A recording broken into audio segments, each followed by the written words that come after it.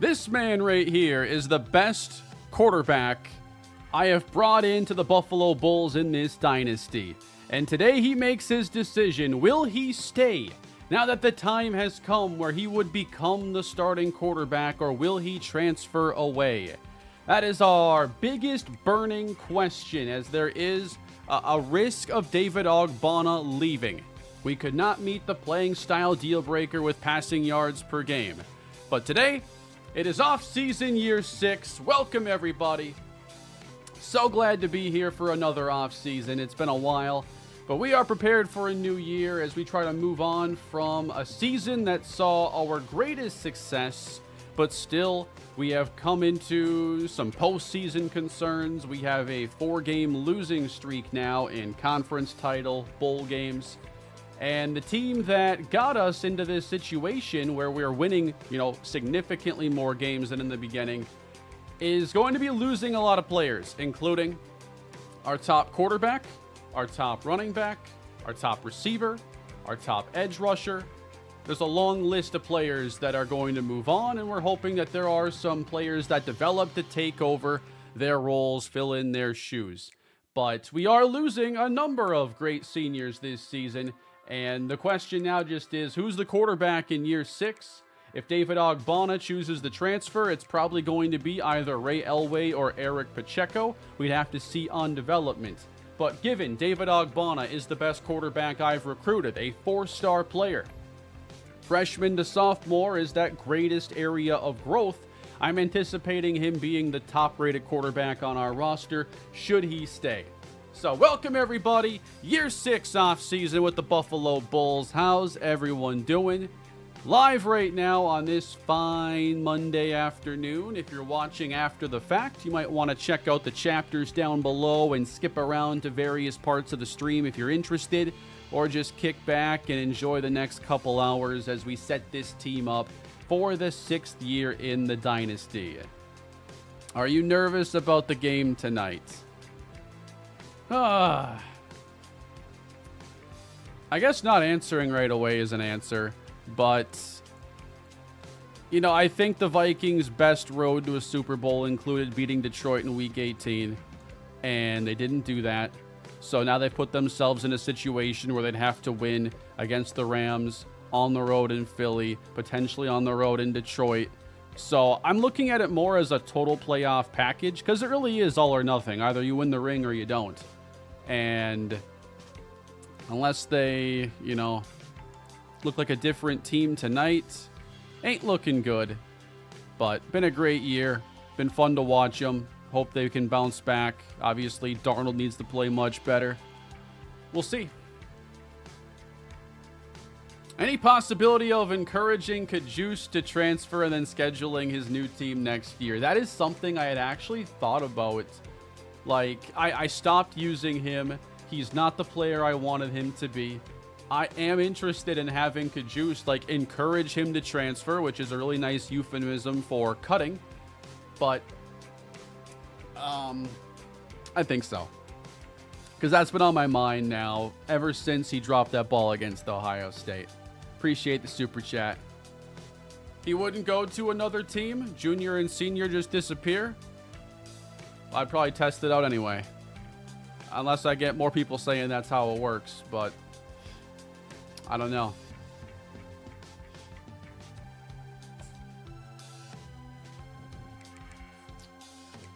TCU are the champions here in year 5. They had the Heisman Trophy winning quarterback. They were the 1 seed in the playoff, and they go all the way.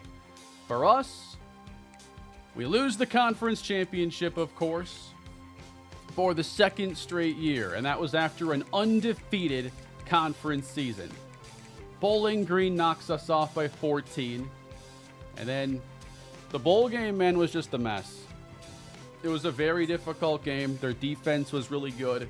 We didn't have any answers on offense, and I have already started to think ahead to year 6. I've made playbook changes with some points of emphasis next year, which to me are going to be, I want to get good at the things that are going to help us win postseason games. I think we need to have a higher percentage passing game, obviously cut down turnovers, but our completion percentage dropped this year under 60%. I feel like we need to get the ball out faster, avoid those negative plays, have a passing game that better complements the running game. And one thing I don't like about College Football 25, on the field, my biggest complaint perhaps is that play action blocking is so pathetic. And like trying to be a serious play action team in this game, in my experience, doesn't work because as soon as I call the fake, the line collapses and falls apart. So I can't have play action complement my running game. I have to do it with just the pass. So getting the ball out faster. I have some new formations in play that have some built-in motion. Using the running backs in the passing game has become really important to me in certain offenses, and I think it will be a priority again this year. But a lot of talent to replace. We don't have the deep ball glitch in Braylon Staley, who can just run deep and give us 70-yard touchdowns. Wow, you guys are, 21 interceptions, Remy. That was, and a lot of it came down the stretch. I mean, I think in the postseason alone, it was 6. First off, Mark, gifting 10 memberships here into the chat. Thank you so much, Mark, for that. For those of you that just got your new memberships, I do a channel member stream near the end of each month where I sit down, play, talk with everybody that comes, and I talk about the channel, things I'm working on, ideas I have for the next month or so, and it's really where I have just a chance to talk about the channels a bit, and sometimes I'm recording stuff for videos, usually I am, not like playing Buffalo games, but I'm usually working on something that helps out. And yeah, if you're interested in becoming a channel member, the join button will bring you there. It is $5 a month. Keep in mind, help support me as I do this full time, bringing you these videos across the 2 channels.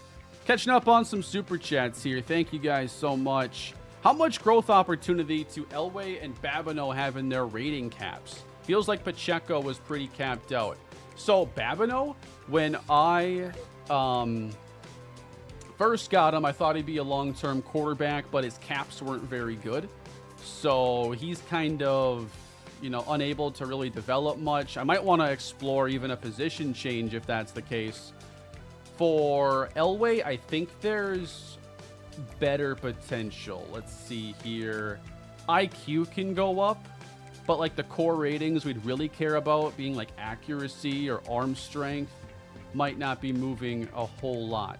But I think he has starting caliber ratings in the MAC. Josh sends a super chat as well. No message, but thank you so much. Oh, you sent one underneath it.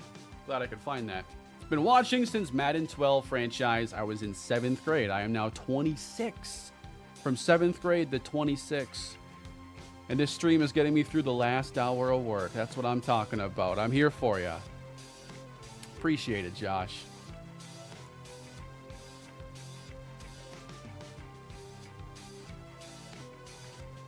Been killing it with the content lately. The Chuck Johnson story is one of the most interesting in channel history. Cullen, being a member for 5 months now. The Chuck Johnson story, man, is really coming out of nowhere. When I drafted him, I'm like, all right, there's a guy with a remote chance. Specific stars have to align. And you know what? We aligned those stars a bit this year, and it's pretty interesting where that series is going right now. Second channel, Jaguars franchise rebuild. Definitely check it out. Bulls Dynasty acting like another Buffalo team and failing to come through after great seasons. Yeah, if it happens 4 years in a row, sorry, we're halfway there. Still can't believe the Saints franchise ended like that. I know. I don't want to spoil too much because the video is only a few days old, but I guess that does spoil it. I had the most heartbreaking loss you could probably imagine. Well, Saints fans have seen probably worse, but it's pretty bad. It would be like the next chapter. How's it going, Kane? Just got off work. Happy to be here. Good luck to your Vikings tonight. Thank you, Austin. I see you with the Jared Goff profile pick. I hope to meet you again down the road because that'll be the NFC Championship, so a lot would be on the line there. Give us 5 big booms for being late. I was not late. 2:59 I was on here doing my intro, Matt. Boom! How about that? And Mark, for all the gifted, is that 10 more gifted I'm seeing here? Thank you so much, Matt. Thank you. I mean, Mark, I'm looking at so many names right now. Thank you so much. Oh, my God. Tripping over my words here. Mark. Keep wanting to say Matt for some reason. Mark. Mark showing some support. Thank you, Mark, in the chat. And speaking of Mark, who in year 6 will leave their mark on the Buffalo Dynasty? It's time for us to work our way into the offseason and see what can come our way. But the first order of business is seeing the decision of David Ogbonna. It's in the thumbnail. It's in the title. It's at the forefront of my mind when it comes to year 6. Who is the quarterback? And we're about to find out. Just tuned in. Did he leave? His decision is about to be made. If that bar is meant to be believed, I'm saying there's probably a 60% chance he leaves, 40% chance he stays, pending any ability to sway him to return. I don't know if I can do that, but let's find out. We were a 2-star before, so now we're 2.5. 2.5 ain't bad.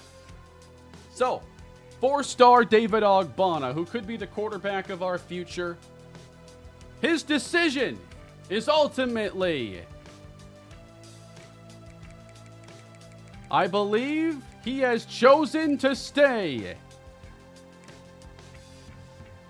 We have 2 players projected to get drafted. Nobody transferring out. David Ogbonna is here to stay. Thankfully, because that was a rough way to end the year. It would have definitely had a bit of a storytelling potential if he did end up leaving. But our 4-star quarterback is staying put, and that is obviously big, because I am assuming he's going to take a big leap this year and be our highest rated quarterback. So the offseason is off to a really promising start with that. Hey, Kane, thanks for the draft advice the other night from Madden 20 Broncos franchise. I really enjoyed it.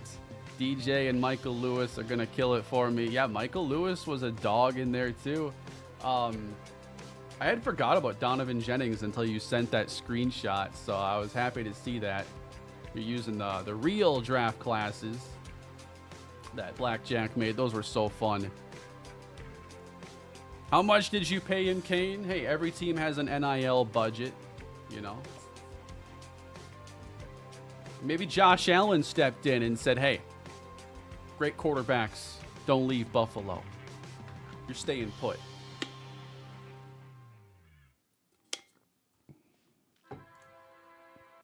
That could be our little headcanon that Josh Allen said, you can't leave. Commanders being great has been life-changing. Loving the Buffalo Dynasty and hope the good luck for you continues. 70 months. That is a whole lot of months. Wow. And yeah, your Commanders, man, have been fun to watch really all year. Ever since that first primetime game where Jaden showed out. I forget who they played, but he had like 90% completion, and it was just a pretty stellar performance that he's continued to follow up and build upon the whole year, man. I like Jaden Daniels a lot. I know Josh Allen went to Wyoming, but he's now, you know, he's a Buffalo guy now. Josh Allen cares about the Buffalo Bulls. He has to. Maybe it was Khalil Mack. That would also make some sense. So we had 3 guys get drafted this year. Shamar Iser Presley goes in the 2nd round. Tyler Hilton in the 4th. And then Braylon Staley, the deep threat from the MAC. The NFL skeptical that he can make the transition into the NFL. He goes in the 7th round. That's, what would be a good comp then for him? A 7th round deep threat. Would that be like the Vikings getting B.C. Johnson or something? They took a 2nd receiver that year. Dylan something, I thought. But I can't remember if either one was a real deep threat in college. But Staley goes in the 7th. We've only had a few players drafted before. or like one player drafted before, I think. So pretty big there for the series.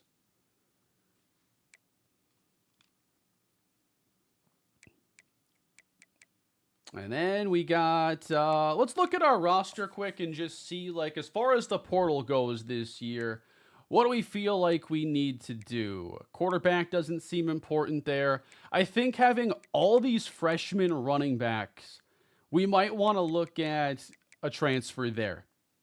Obviously, D'Angelo Meyer is slotted in to be our lead running back this season, but we don't really have a between the tackles grinder that can complement him as well, unless one of these guys takes a big leap and is ready to play. Carlos Harms does have kind of that power back skill set, but I'm not going to bank on a 67 overall freshman developing into like a second running back. So if we can bring in somebody there in the portal, I'll be interested. At receiver, there's Enrique Trejo. I have 2 4-star receivers who are also joining. But I might scout some receivers anyway and see what's out there, because if we see the route running ratings outside of Trejo, I don't know how good those are going to be next year. So a receiver could also be used. Go Blue, go Lions. Appreciate you, Kane. Thank you, Alex, for the super chat. And Kill with the GOAT emoji. Thank you so much.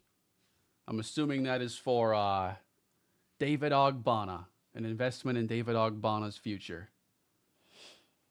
Tight end. We have a 4-star player coming in, but we could explore this as well. Like, we're losing a lot of firepower this year, and we should look at every avenue we have to supplement the team for year 6 so we don't have a big drop-off. That's a big help with the transfer portal, obviously, is you can, make up for the fact that you didn't recruit well enough in certain areas sometimes.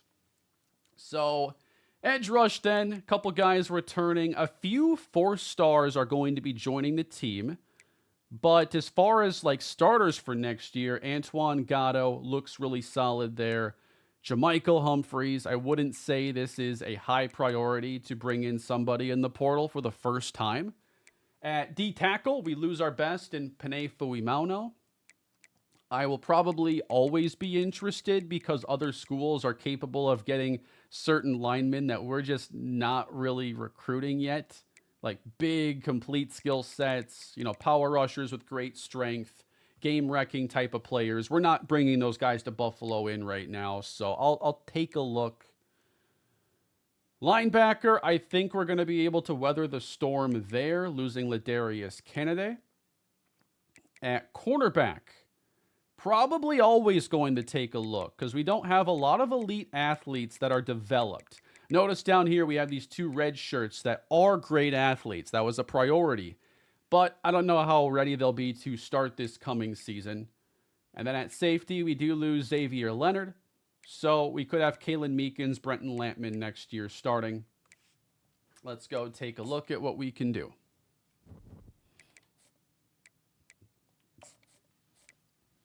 Are you still planning on finishing the Miami series? I am. Yep, it's one of those things I look to get around to here in January. I'm looking at doing one more year, which will be probably 1 or 2 more videos. You can make Kajust enter the actual transfer portal at the start of portal season. How does that work? How would I do that outside of the encouraged transfers phase? I have a few players I've still been recruiting, but I don't need a whole lot more when it comes to the high school prospects. Looks like I've had 2 players remaining. So nice and easy there. Let's go to the portal. A lot of years I can't even look at running backs at all. So I'd really like to start there. And we at least have a couple choices. Mike Cole and Bo Roth. Interested in Cole because he has the power back archetype, but I'll scout both if they're 3 stars. Let's see the best running backs who are available. A couple 4s are transferring, but they ain't talking to us. Been loving the current series on both channels. Consistently the best creator. Leo's words, not mine. Thank you so much, Leo, for the super chat. I love where the content is right now. I'm really happy with the 2 big series I'm doing. The experiments that I've been trying out have been fun as well, and there's going to be a lot more of that this year. Let's take a look at wide receivers. Face cam bottom left. Yeah, this is a good time for bottom left. Good call. If you haven't already done so, please subscribe to the channel. Trying to run the sub numbers up this year when I can. I know most of you are subscribed, but if you haven't already subscribed to the channel, do so now. You can catch up on the Buffalo Bulls Dynasty. The playlist is linked down below. The full 68 episode deal is there. Got a couple receivers we could look into here, including a transfer freshman and a junior. So 2 choices there at tight end. 3 more.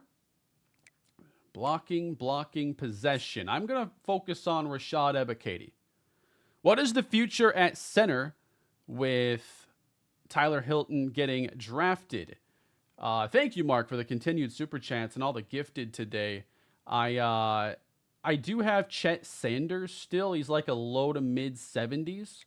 Or we look at like playing a tackle or guard there because we have more depth there. The offensive line is only losing 1 player this season. So I think we're in a very good position. I'm also going to try to get, like, when I can add a 3-star freshman from like a big school like Clemson, that's a chance I got to take.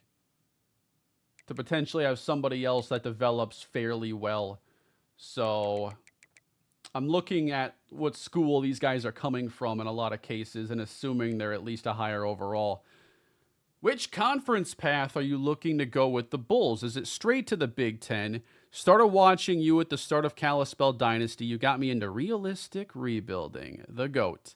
So I would think that the next move would be Big Ten when we show we are like dominating the MAC. The MAC has nothing left to give us in terms of challenge and growing the program.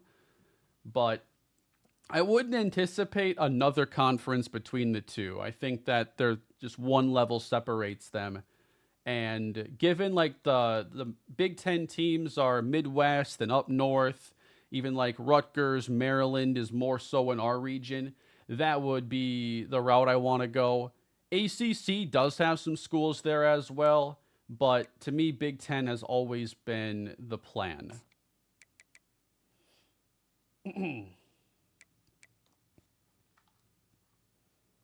Was there a 4-star tackle interested? I'll look at all the 4s when I'm done sorting through the 3s. Ooh, a coverage linebacker from Florida. That would be like a really good Band-Aid for a year at least. And then for cornerback, I've made it so competitive. You have to be like a freshman from a big school for me to want to explore this route. And then I'll look into safety as well. I can only have room for 1 more target, and y'all told me there's a 4 out there. So let's see what 4s will talk with Buffalo. There is only 1. Robert Shipman, 6'8", 319. Can I even throw it over that guy? He's so tall. Hey, Kane, loved the videos. Been watching since episode 2 of Kalispell. Keep up the awesome work. Anthony, appreciate it. Episode 2, yeah. That would have been, did you first watch, was the spring game in episode 2? Ever since I did that spring game episode, like everybody always asks about me doing another one. I was only able to do that because like it was a team builder team that was available in exhibition. So I did an exhibition game. I made, 2 teams that had unique players and was able to do it very organically. But because newer EA games don't have the export team function, which used to be a staple in the PS2, PS3 gens, I think Madden 12 might have been the last game to allow it. Maybe it happened after that. But that's another bygone feature, unfortunately. Yes, the spring game. That was fun. That was a great time. So we got some freshmen here. Some really good freshman transfer options. Let's get our scouting in, beginning with the running backs. I don't know if I'll need all my points here for scouting or if I'll run out too quickly. Mike Cole, really good vision, speed, carrying, trucking. I think I'm definitely offering him a scholarship. And then I'm going to skip over the other running back right now, and let's focus on trying to efficiently work our way through these points. I'm curious about this 4-star, though. That's enough for me, yeah. Those ratings are good enough. If Robert Shipman wants to come here, he's got a spot. We have to compete with Syracuse and some other Northeastern programs. Give me Manny Monroe. 82 power, 71 awareness. I don't know about a day one player, but if he's a freshman, I am interested. I want to see Rashad Ebiketie, because I don't know who our number one tight end this year would be. And I don't know his speed, but I do like his ratings overall. So I'm going to give him an offer as well. For receivers, route running is of utmost importance to show that they are capable of being immediate contributors. I'm not really as interested if the route running isn't good. 92 speed, 80 short, and he's a physical player. So the route runnings probably get lower for medium and deep in that case for Tolzien. Those aren't bad ratings, though. Probably a very similar skill set to Austin Harris, and he's a freshman. And then Benji Levine. His route runnings would have to be really solid. 86 short. Okay. That's promising. 76 catching. Little low. Just a bit. What do we think of these guys? I think that they would still be competing with who's on roster. Levine has less time to develop, of course, but I'm potentially interested in somebody playing, in week one. So your year doesn't matter as much there. They're both pretty solid. 84 acceleration, that is low. 84 acceleration on Levine, so 89 on Tolzien. So you got to factor that in and say that Tolzien's a faster, more explosive player, has more time to develop, has better release already, better jumping already, better catching already. So not every rating is better. I don't think the route running closes that gap. I think I will offer to Armin Tolzien. Take control of another team's coordinator and the option to encourage transfers unlocks. You can then transfer Cajuste and make sure he gets on a team. I've never seen that before. Take control of another team's coordinator and the option to encourage transfers unlocks instantly?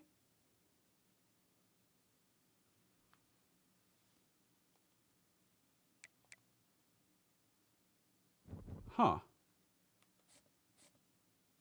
I've not heard of that before. I wasn't even sure if I could record another team be another team out of nowhere. I am offline, so I don't need a secondary account to do it. Trey, appreciate the super chat. I can test it.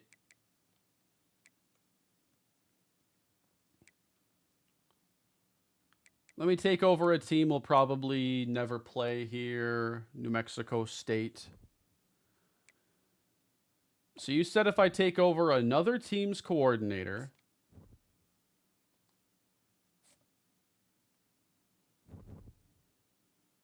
Encourage transfers just popped up here.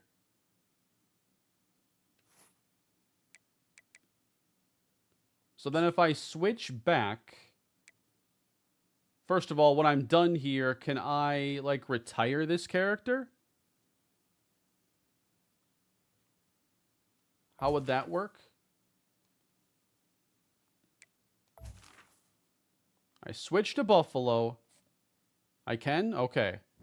I must be able to do it from this menu.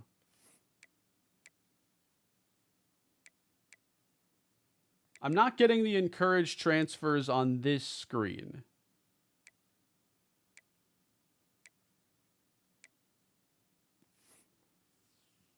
Let's see. Is there something I'm missing? I've seen a video where a dude legit encouraged everyone to transfer. Okay, so it's possible. Go back to New Mexico State.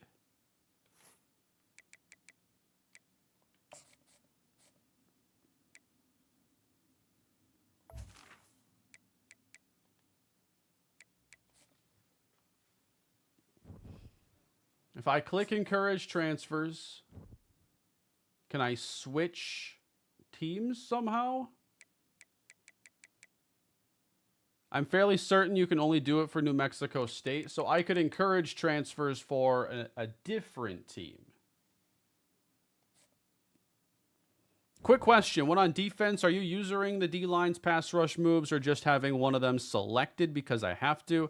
Usually I'm actually doing moves because I don't want a player to just be like doing nothing, which is usually what happens if you're highlighting somebody but not actually controlling them. So rather than take them out of the play, I try to choose somebody that I'm just thinking might not have a huge impact on the play. So if I think it's a running situation and I think they're going to run to a certain side, I'll try to control somebody out of the way. I'm trying to minimize my impact. But if they're pass rushing, then sometimes I just control the worst guy or just, try to pass rush. Kind of switch it up from down to down. Not going to work. Unless I could be one of my own coordinators, which I don't think you can have 2 users on one account.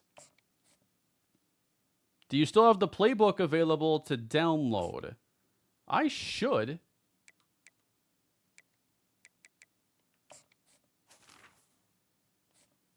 Let me check my share.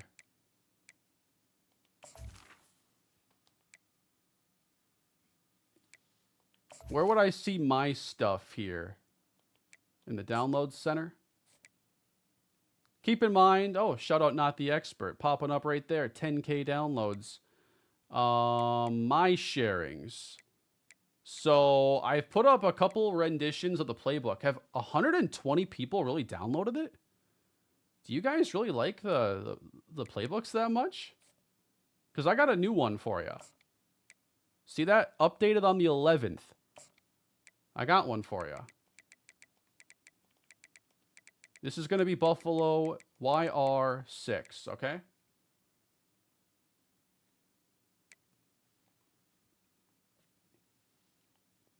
And that is a playbook that I've edited the audibles. It's what I'm going to use this year. Will there be more 2-game episodes? There could very well be a return of them. Obviously the 2-game episodes, they do take more time because I have to play 2 games. But if I have time and it makes sense, I will try to do some more of those.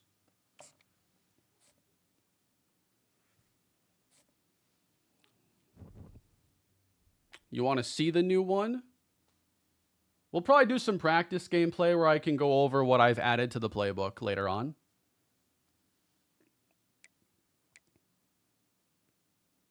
So yeah, we're not going to do the encourage transfer thing now. I've reloaded this file that doesn't have... I got it on revamped right now because I've been recording some Tim Cannon and that has revamp passing in it.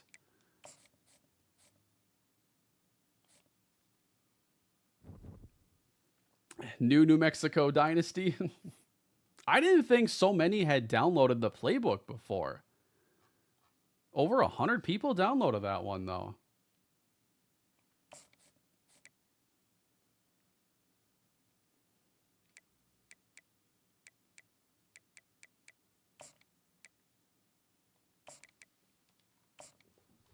Kick it off there with Sending the House.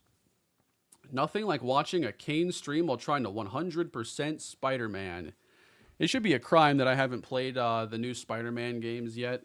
Not just because they're good, but because I'm a huge fan of Insomniac, who made Ratchet and Clank and Sunset Overdrive. And I love that series and that game a lot. But I've never been a huge like comic book or superhero guy, but I would have to say, top of my power rankings would be Spider-Man. I have seen the original Spider-Man movie. I watched it last year for the first time. It was solid. And I like New York, which is probably the setting for a lot of superhero movies and work. So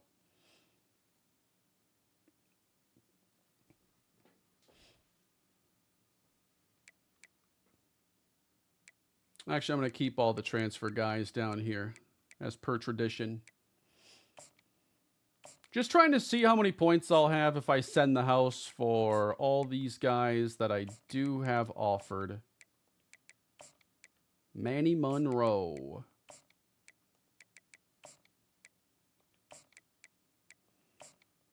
I should have plenty. Let's see if this cornerback is good enough. I mean, he's a freshman. He's not going to be like an all-world player, I wouldn't think. But very athletic. 77 man, 71 slot, or 71 zone as a slot tendency.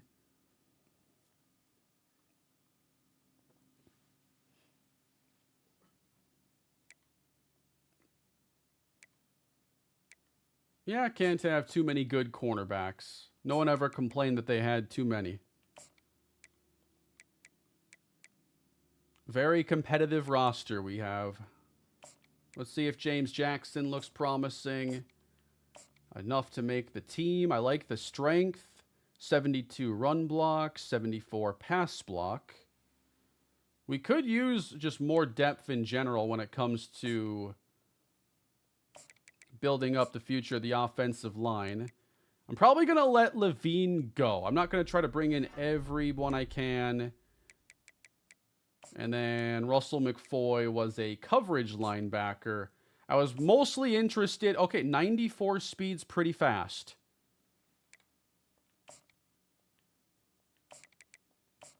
And that gets me down to 70.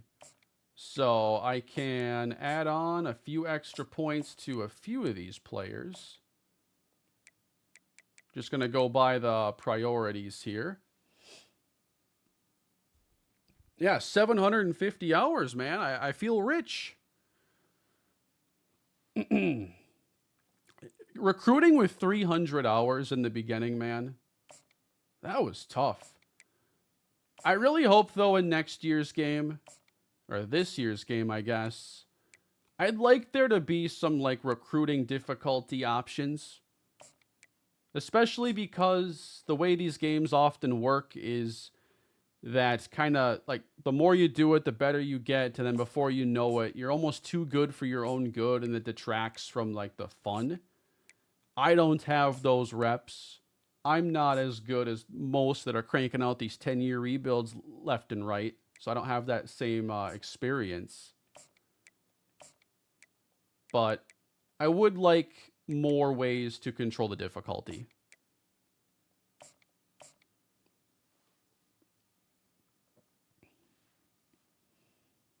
And I think that the main way that it's too easy in my experience is that 3 stars don't really have that much difficulty at the lower level. So no matter who you start with, you're probably not going to have to really focus on 1 and 2 stars unless you make that a personal rule. 3 stars will talk to anybody. Check if Tevasiu got drafted. That's a really good call, considering he owns us. I think he went 2-1 against us in his career. I love that Bowling Green is 1 away in the alphabet. No, he did not get drafted. Wow. I draft Tavita Tevasiu.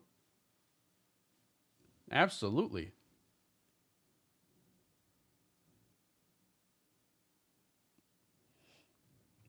Could also make pipelines more beneficial or harsh. Yeah, I think especially for like the size of program. Like if you're a top prospect and you live in California, but you know Alabama's interested, you're going to pick up the phone. But if you're like Buffalo in the very beginning, how are you really recruiting people from across the country again?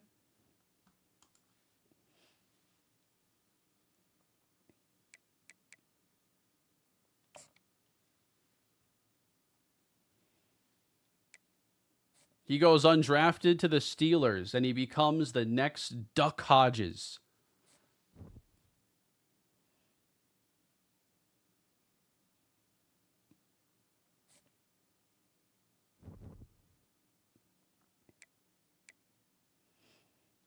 Dion said no to Wisconsin when they tried to recruit him. He probably saw the forecast.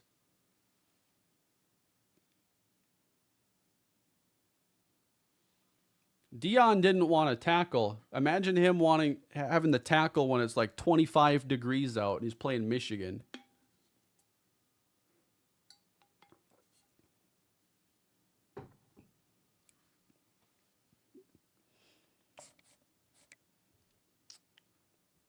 All right, let's see. I haven't really put a lot more points into these other high school players yet. We have Malik Evanson, junior college player. Don't have his athleticism, not the speed anyway. That's the piece I'm missing. I haven't offered him yet.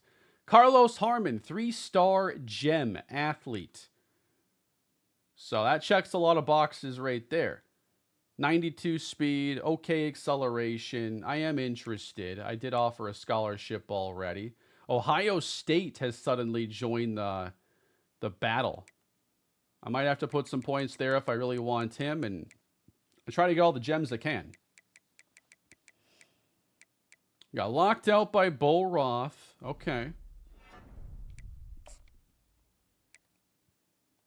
So we're first there. I also think the transfer portal is a little too easy as well. Like, I generally get all the players in the portal that I want. Why is Auburn here, though? Like, okay, how about we consider a trade?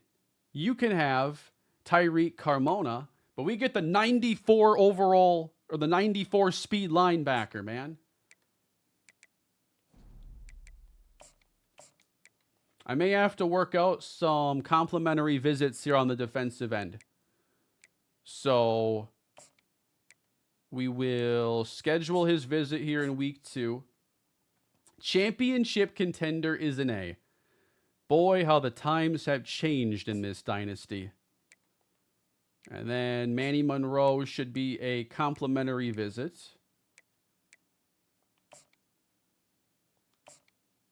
Is it not?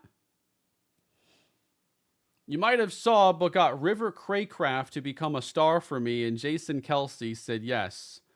Didn't draft Boogie because he's too overpowered. Don't run into him then. You got River Craycraft to become a star. What did that take? Like 100 catches? It is, just doesn't pop up? Okay. Yeah, I remember last time I did this, it was a weird thing. Coach Prestige is a B+. That should be a decent pitch. And then we'll go with the cornerback, Tyreek Carmona. Championship contender.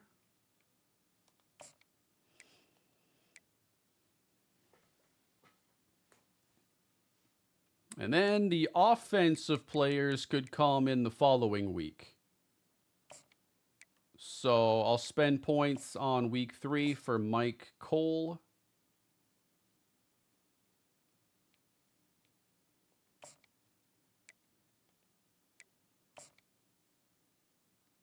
I think I will prioritize Ep.68.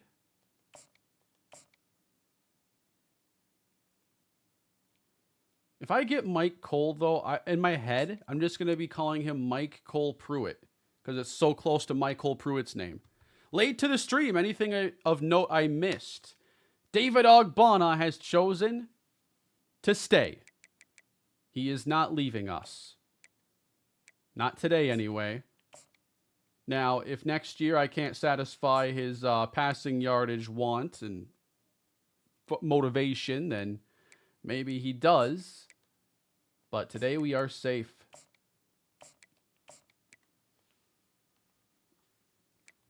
The Coal Train. Oh, man. Makes me want to play Gears of War. Cole's one of the best characters. Cole's awesome.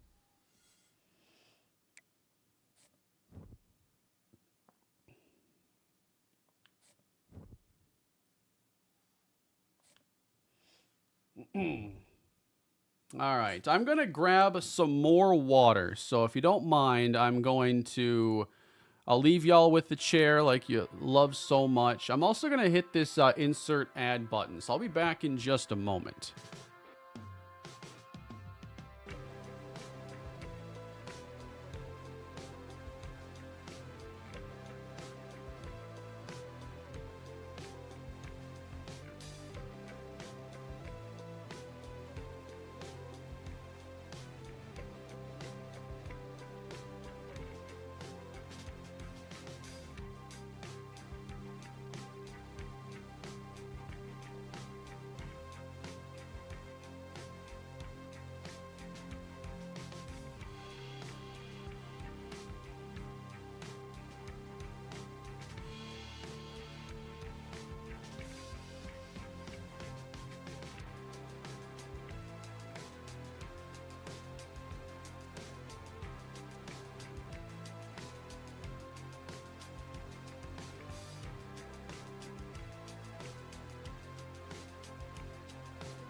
And we are back. Thank you, Austin, for the super chat. I will be sure to glue all that to the chair.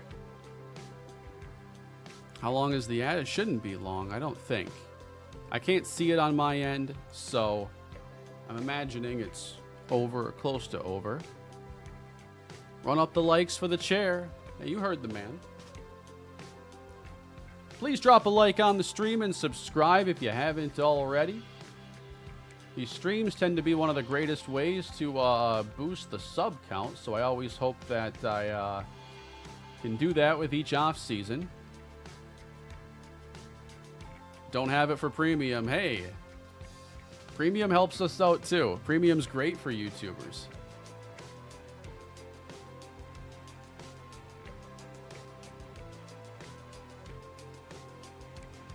I think we are in pretty good shape, but I don't see us landing Russell McFoy.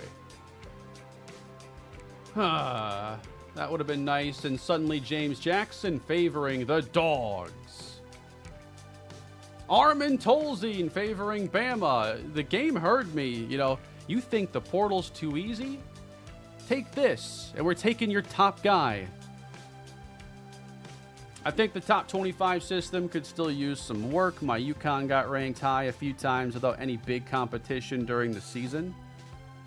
I don't know how the logic really works because I felt like I had to work really hard to get ranked. But then once I was way higher than I expected. We went from unranked to 15, basically.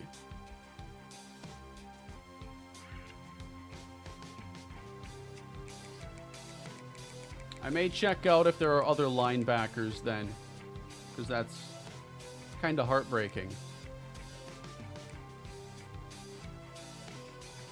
Yeah, we'll have to get Tolzien on a visit as well and see if we can figure it out there. We'll go with 2-star versus 3, run stopper versus field general. I guess I have the points to scout regardless. Also, in this game, outside linebackers can be good in coverage. They certainly can be. Oh, my board's full. Okay.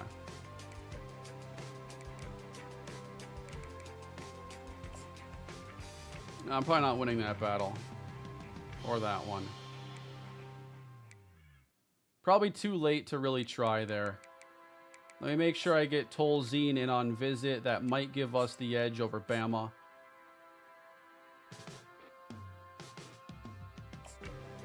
You think we can get a preseason position battle stream later this week? Also, skull from a fellow fan of the other 4-time Super Bowl loser. A preseason position battle stream.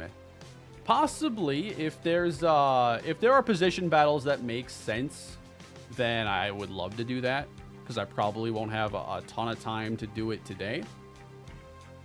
And I'm looking for more reasons to stream.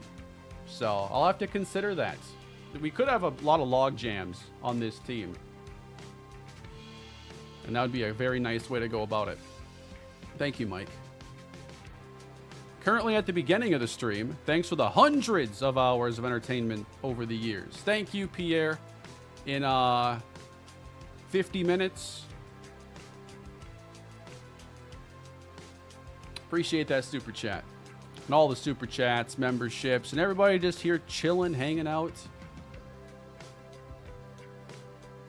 Something else I'm looking to stream at some point this month, because I'm finally getting around to it after 3 years. NFL Street 2. I'm planning to do a stream. Planning to do a video looking back on the game. Planning to do a playthrough, but I have 2 options for modes in that game. I could do the challenge mode that I did in NFL Street 1, or I could do the, what is it, Own the City mode?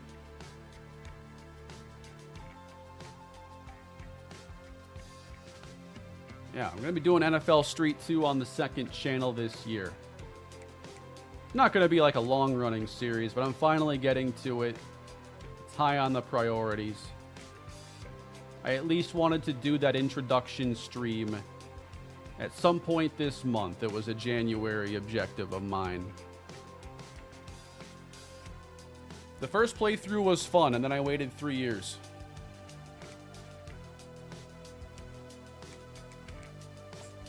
I guess I'll scout. I have leftover hours. Not quite good enough there.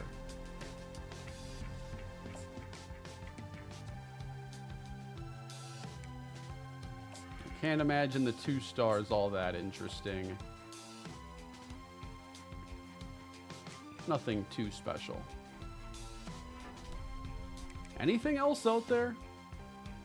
Ever consider doing an EA NHL Dynasty? I want to get more familiar with these other games. As I talk about, like, it's tough when the release window is so packed.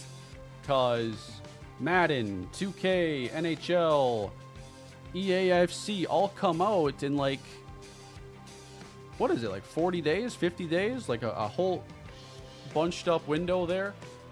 I need to, like, I've been experimenting more with the content lately and like making some larger videos and not just making everything take forever. So I think there are ways for me to explore these games, make some content, and not commit to like full-on series. And that's the only way I'm ever going to get around to them. So, you know, I'll have to see where the channels are when we get to like August again, if I feel like I have time to experiment there, but I don't know if I will. It's tough to find the time. Thought about playing Blitz the League. I have played the second one almost 10 years ago. I have a full live stream playthrough of it. But I have not played the first one since back in the day.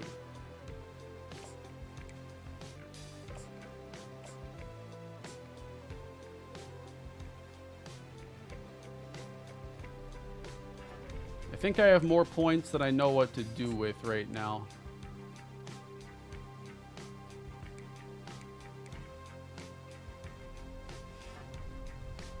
Kane, don't make me feel old. I watched all those streams live. I can't believe, because like it doesn't feel like that long ago at all.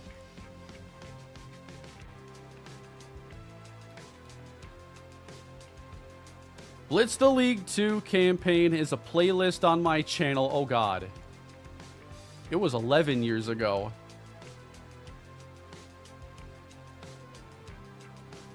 Man, there ain't no way. The summer of 2013. Almost 12 years ago.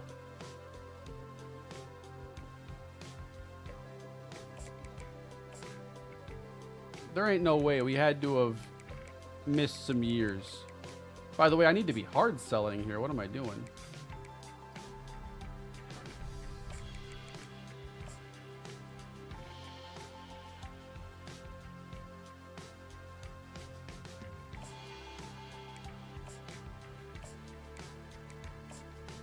Might help us get over the edge.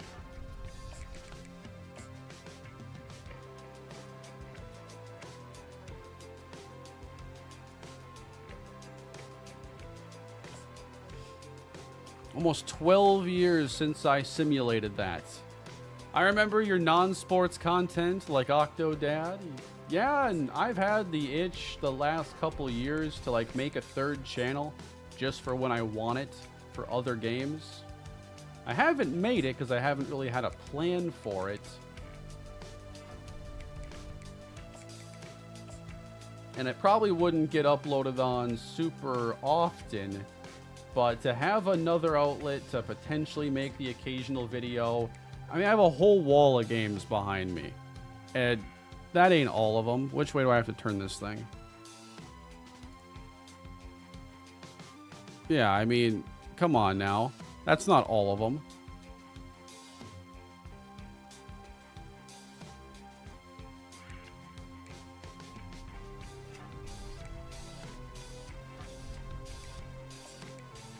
I only have 2 hobbies, guys. Sports and games. Without those things, I would have a major identity crisis.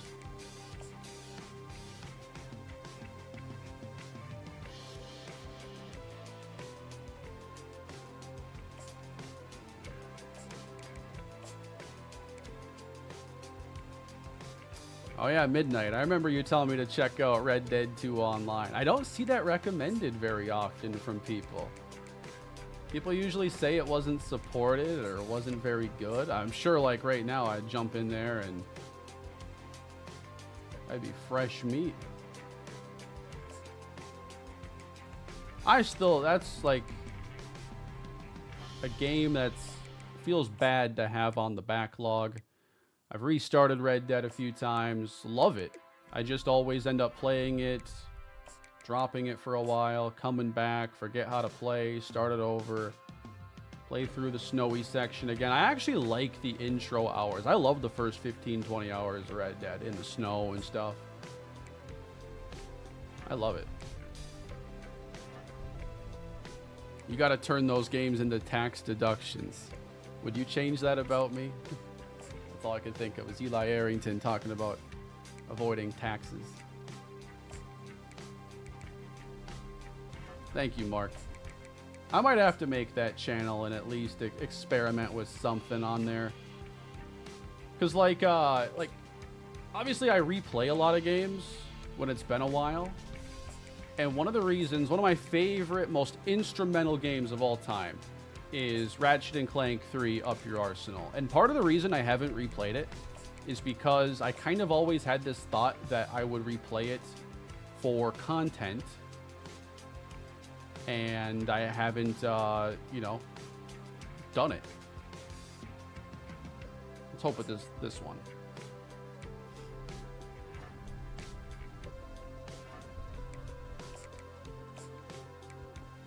I remember the 1-year anniversary video on YouTube. I don't. Thank you for the super chat, Griff. I think I remember most of what's gone on, but too much time has passed. Have you ever played Pokemon? I love Pokemon. I mean, one of my favorite pieces in my collection. Where is it? One second.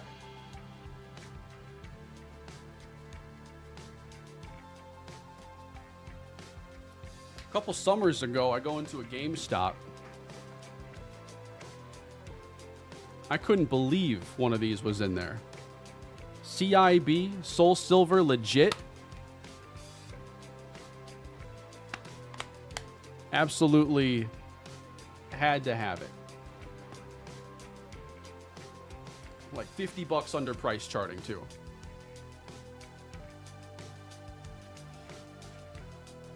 Have you ever been recognized? So, funny story. The one time it's happened to me, how much? It was probably 70 bucks, 70, 80, something like that, maybe 75. The time I got recognized wasn't in public. It was at home. It was someone who came to work on one of the appliances that was having an issue. And he didn't say anything like right away. It was just a normal like service, you know, deal. But then he brought it up. Like, don't I know you from somewhere? Like towards the end, maybe so that if, you know, it wasn't me, I wasn't MrHurriicane, that it would be less awkward than doing that in the beginning. And then we just like talked football for like 20 minutes. We were talking about like Tavon Austin's college highlights and stuff.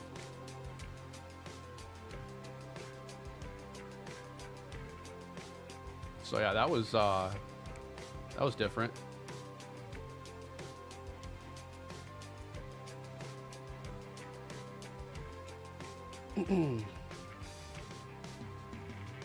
I still have my Pokemon Black 2. I got in Japan on deployment. Yeah, I got hold on to those, man. Protect those Pokemon games. There's no media that I can think of that holds their value like a Pokemon anything.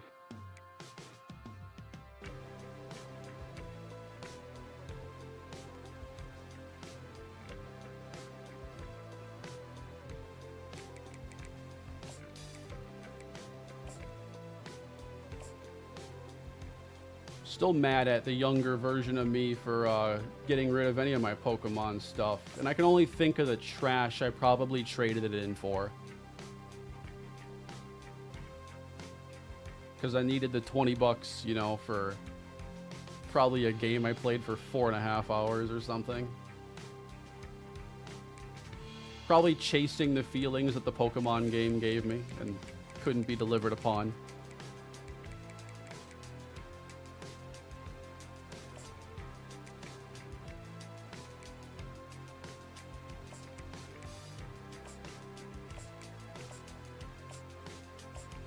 I might as well try to bring in Malik Evanson here. Gets my hours used up.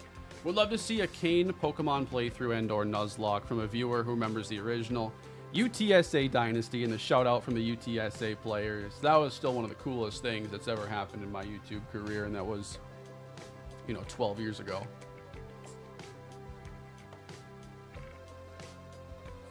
Pokemon games have so much replay value. Absolutely.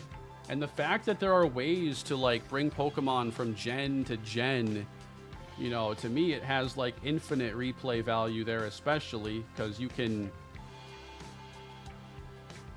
move stuff up through the games into the newest titles.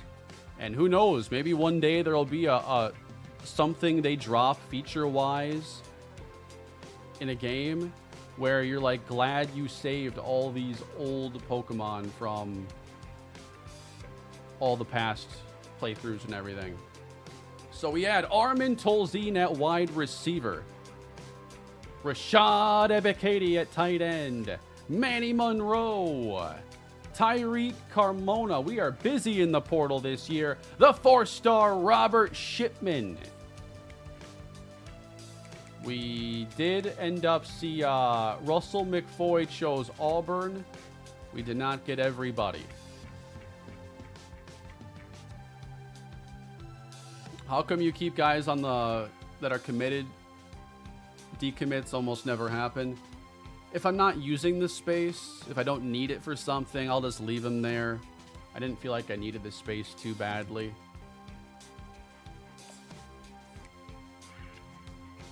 He's here to right the ship.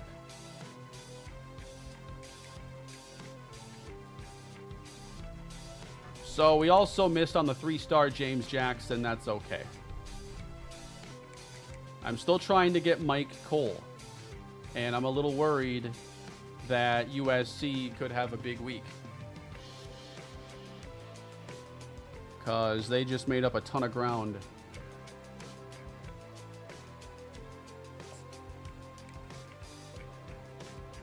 Just do me one favor and play Arkansas State this year for me, as I'm doing them rebuilding. I've gotten a rivalry going with Buffalo. I'll see if they make sense for what we're looking for. Arkansas State was in a really cool spot in the UTSA Dynasty when I was wrapping that up, because they had this really good young quarterback.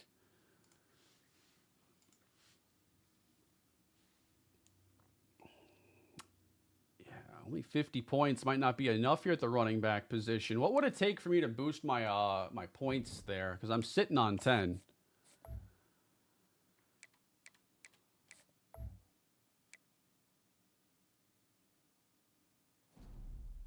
Yeah, let's spend 5 there. I think that's a good investment.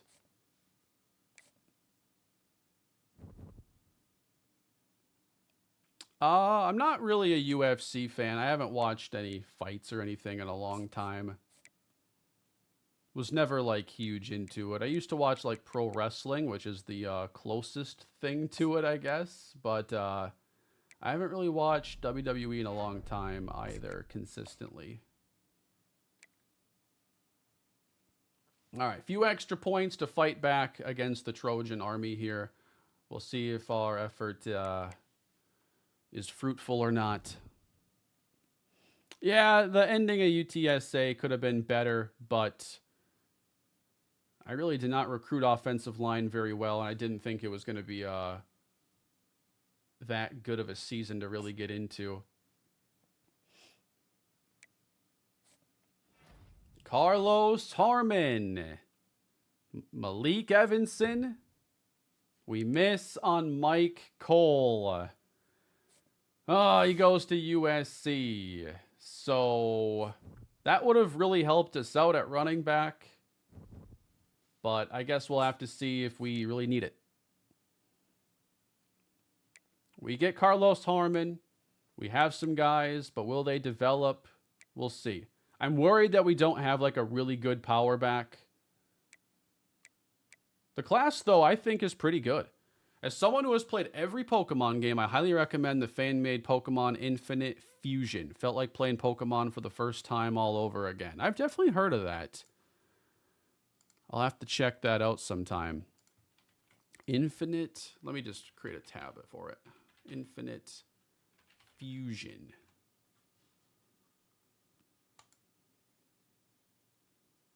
Why am I seeing a Gyarados Charizard fusion? Is that what it's all about?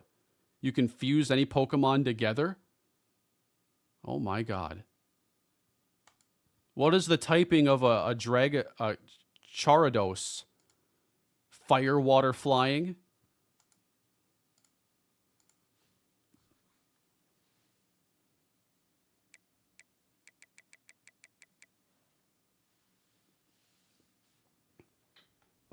Let me see some devs here. Normal on Evanson. Impact on Harmon. Impact on Cleland. I've been over a lot of the players that I've already brought in. And we'll look, of course, at our skill caps and everything.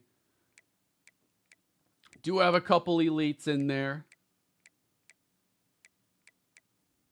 And then for, Rashad Ebiketie has elite. He's only a junior, so he has 1 year to develop with that elite, but probably won't be significant.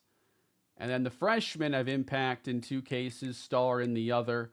Russell McFoy ended up with star. Cole had impact. Would have been really nice to have Mike Cole. The Cole train, man. I'm really mad now that I don't get to make that a bit.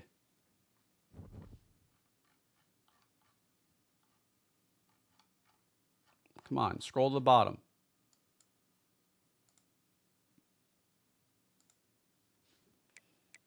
All right, so I had a couple ideas in mind for position changes. If David Ogbonna didn't transfer away, I was actually considering making Eric Pacheco a running back. Just because he's going to be a senior, and I would like for there to be a way to utilize him. Why? My comments are like busted right now. I'm trying to scroll down to see the newest stuff, and it's getting cut off. Let me open this up in a new tab quick. I don't know what's going on.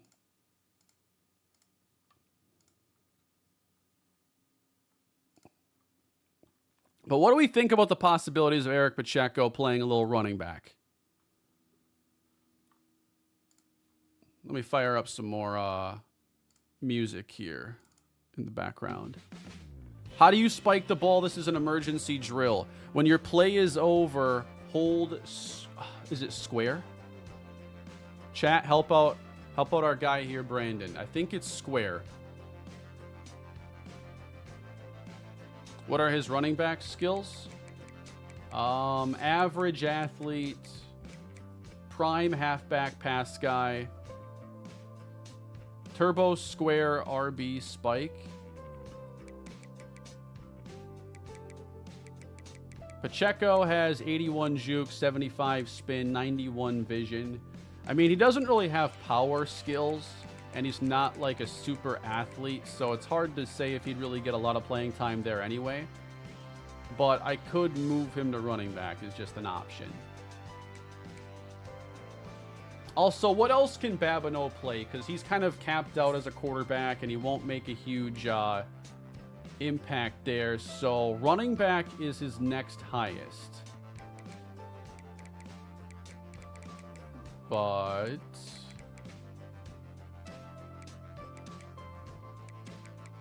not bad jukes and spin. 71 break tackle is something. It's more than Pacheco has.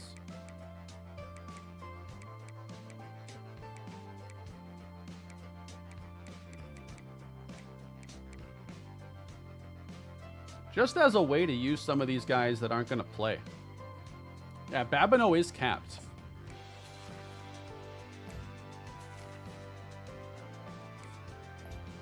So let's give him a chance then at running back.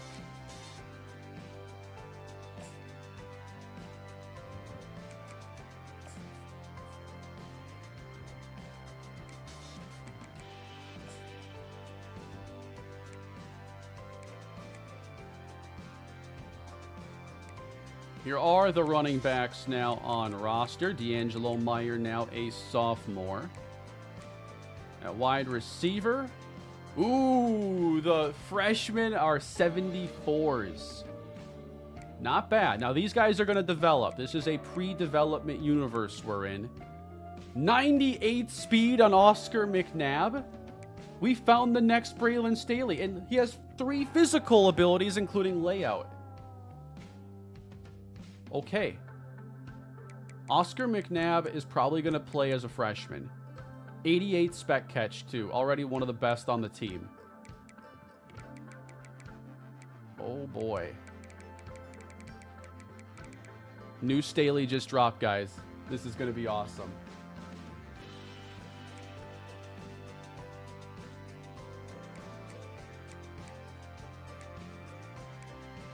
Why do the route runners come in such low rated? 61s? These guys were 3-star gems.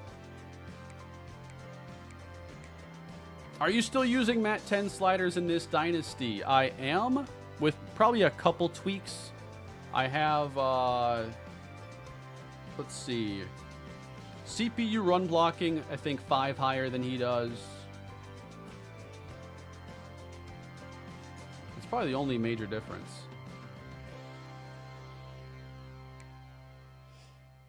Man, these route runners too. 85 speed, 85 acceleration. It would take this guy a half hour to run down the field.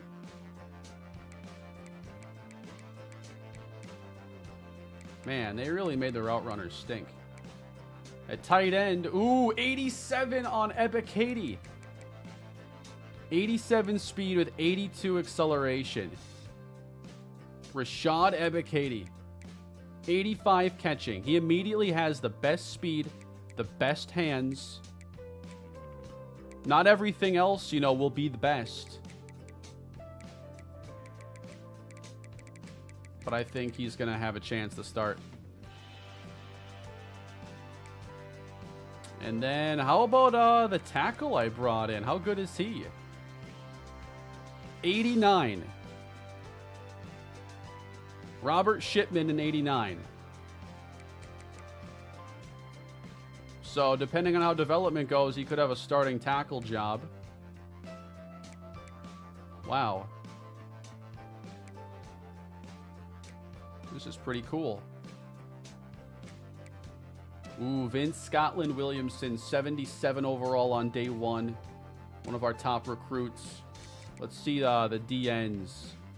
Elite Dev here for Makovica. Am I saying that correctly? It seems potentially wrong.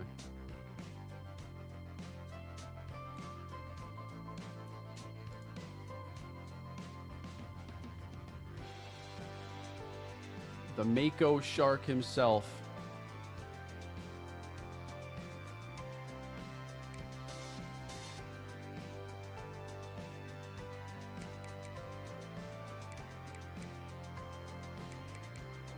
Makovica? I could see that.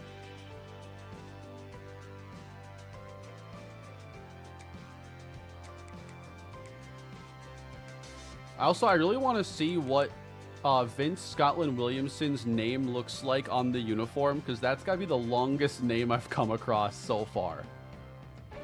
I want it to be like Simeon Woods Richardson for the Twins, where it just like wraps around. It's like a half circle. Yeah, Humphreys is a senior already. Yep, time flies. Devin Hester. Yes, I was worried he'd be slow because he wasn't a gem. He was zone, archetype, 95 speed, 91 acceleration. Now, don't break my heart and tell me he has like 29 returning skill. 63 catching, 58 carrying, 81 juke, 67 return. Can we work with that?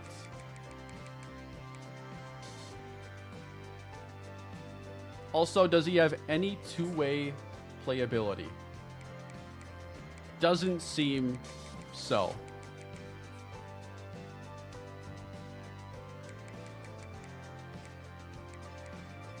The guy below him with 99 speed, Devontae Carrion. 86 acceleration, though, so it takes him a little bit to get there. But yeah, when we were getting torched downfield, I immediately started scouting these two guys because I knew I did not want this to keep happening.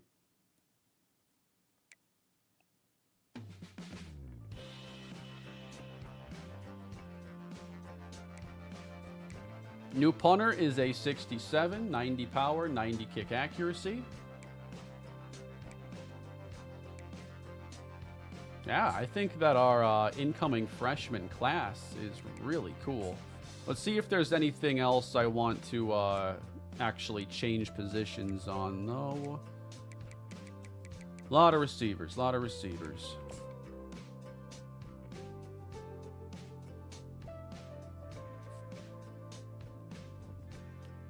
Team cuts could be brutal, potentially. I might have a few too many players. Do I have any athletes?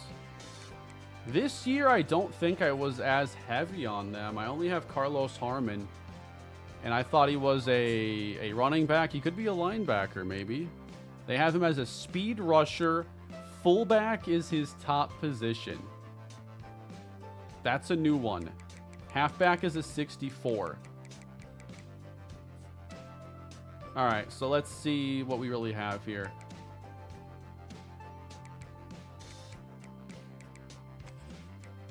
Because that's a unique one. 92 speed, 73 strength. At the running back position, 73 strength, I think is pretty good. Decent. Let's call it average. 78 carrying, 75 break tackle, 82 juke, 79 catch.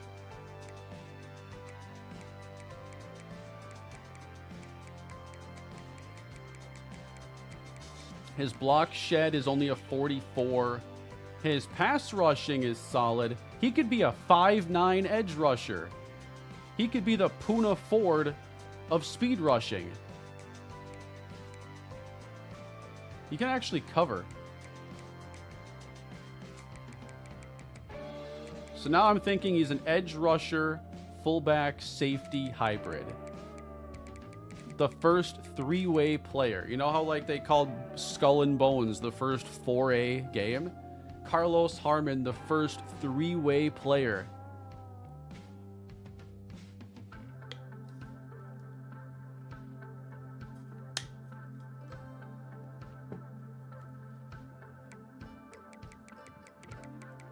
All right, so I'm scanning through his ratings now under an entirely different lens.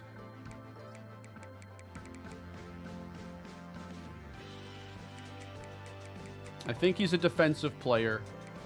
63 tackling.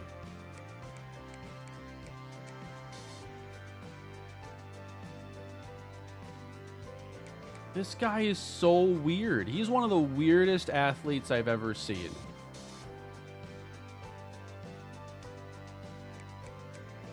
He can't tackle, can't get off blocks, but he can rush the passer and cover. What do you do with that? Slot corner, I guess. Although, slot corners, I like to be able to tackle.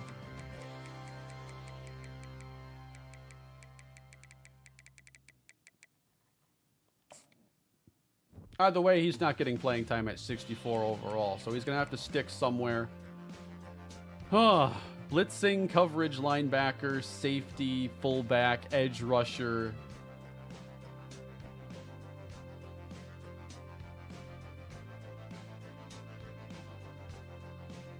Strong safety.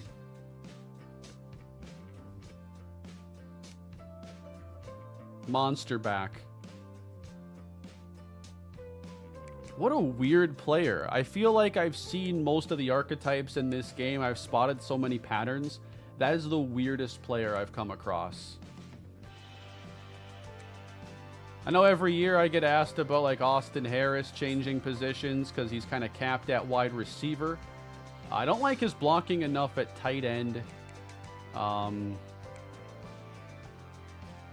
He's about to be a senior too, so like I still think the best thing for him to do is just be a go up and get it situational receiver, but this year I don't know if he will be starting.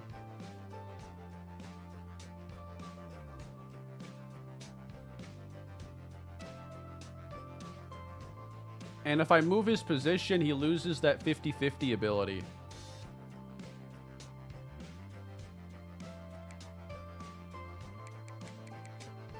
So I don't want to screw with that either. Kevin Kajust.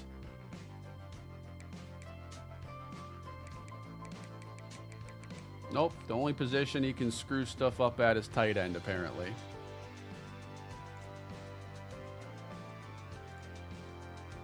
What a bizarre player Kevin Kajust has been. From a hyped prospect, one of our best, tight ends we've brought in on paper. And all the guy has done is, like, screw stuff up, sometimes in the worst way possible.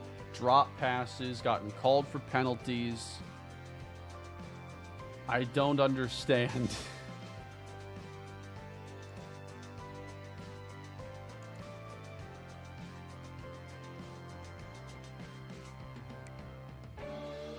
I got 3 tackles, 2 left guards, 2 centers, a lot of right guards, 4 right tackles, a lot of edge rushers, I think.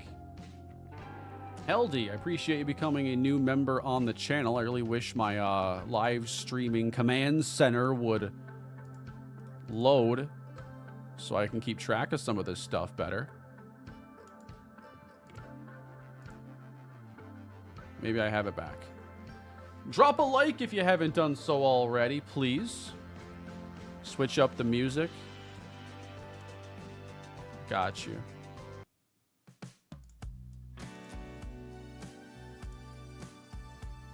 Move a guard to center.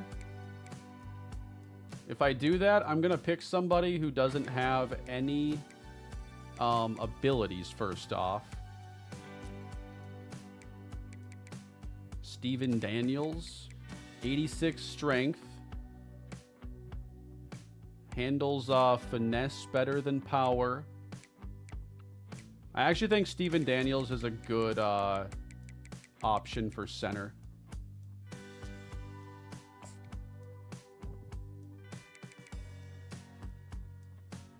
Song name, please.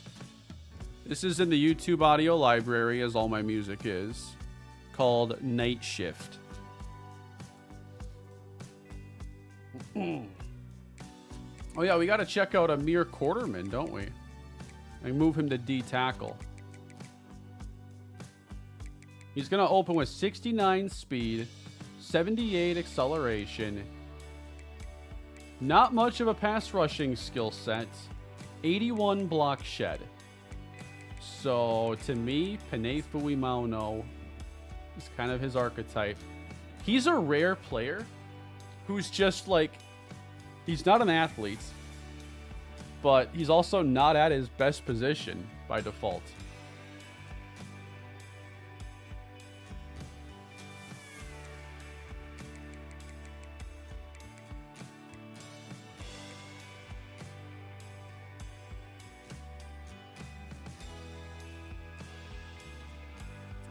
I'm seeing a lot of people say Harris the safety. I want to be able to still use him as a receiver. Here is our safety situation. Don't look there.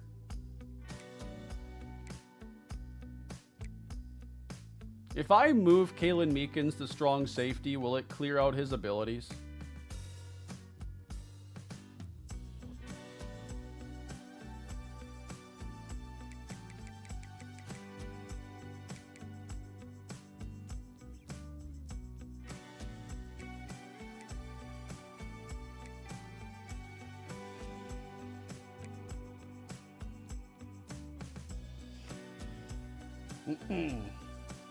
Pacheco to running back and a left guard to center because you have two at 90 plus. The issue is I don't think I'd actually start Camarda. He has a really, really bad set of weaknesses. 61 pass block finesse. That has been a big concern when he started. And I don't know that I'm going to be able to play him. I guess I have played him before.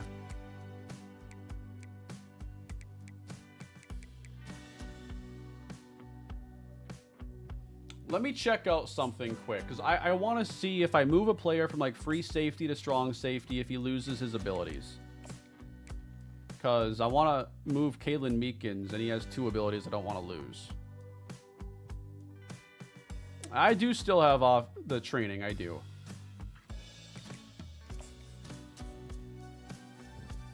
Harris to center. Oh, that one might not work, but it's a good idea.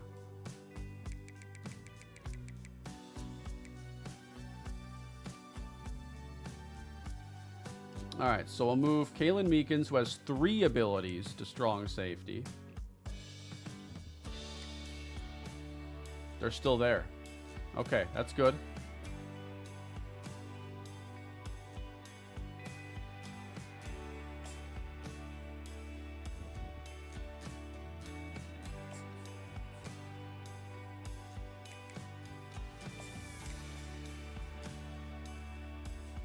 Yeah, did one of them get better? Because I didn't see one platinum before, and then there was a platinum one.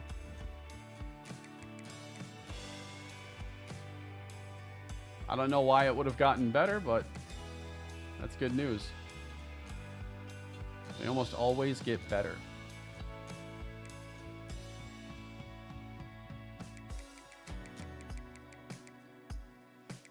Every offseason, we go through this with Austin Harris, who I wouldn't expect to be a starter on defense.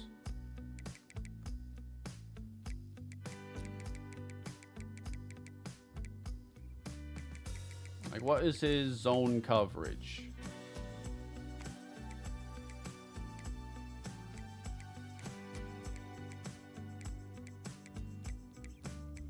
'74 with 75 man. So it could develop. His press is a non-starter at cornerback, or that move might have happened in the past. Everyone's always trying to make Austin change. Austin doesn't want to change. He just wants to be Austin, the wide receiver. Can we just accept that, guys?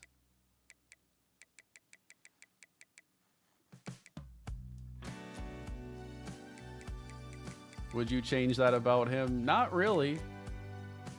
As evidenced by my not changing it.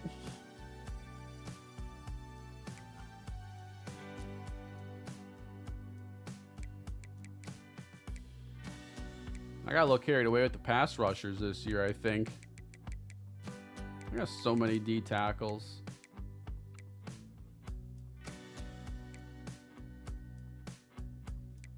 But I think I have moved all the players I want to move.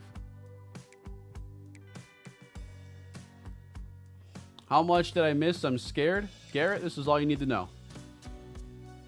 He's still here. And we're going to find out his ratings very soon.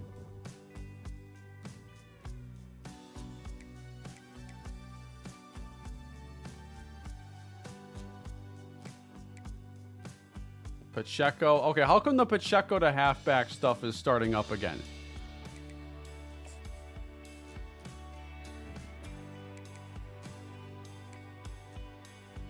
First of all, I only have 3 quarterbacks now.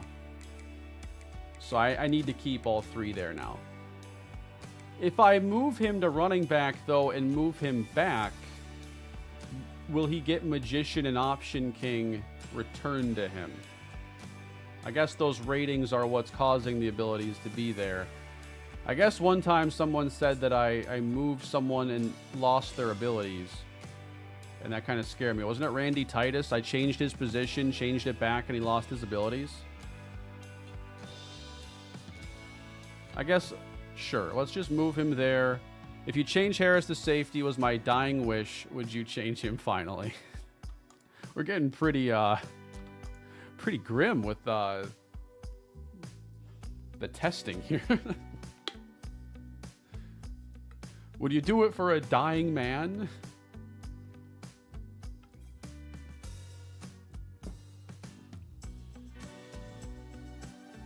Titus lost his abilities because his archetype changed. I don't want that to happen to anybody. All right, I think we're going to move on now.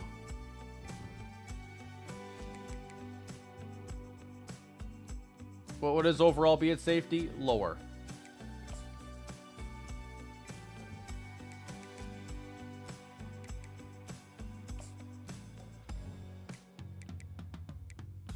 $73.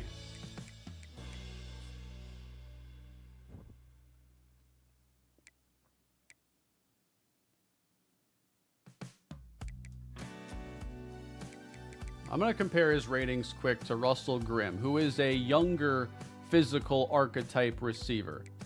More speed, not quite as good at catching or spec catch, not as good of a route runner. Yeah, I still plan to play Harris as a wideout.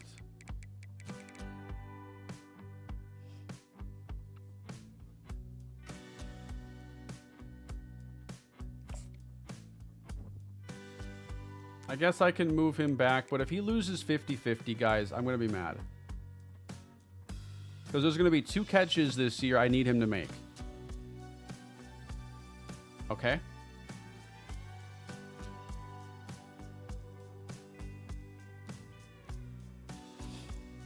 Oh yeah, I have to find my recruiting class rank because I've been keeping track of that all throughout the series.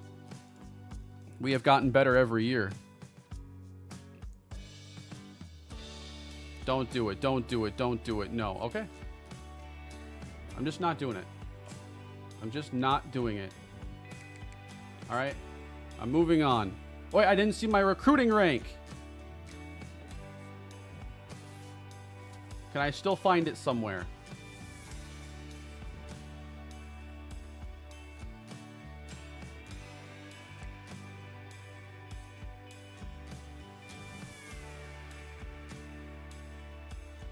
Would I have to reload? All right, let's just reload because I want my rank. I don't think I really did anything. This is why we're offline. So I can get my number.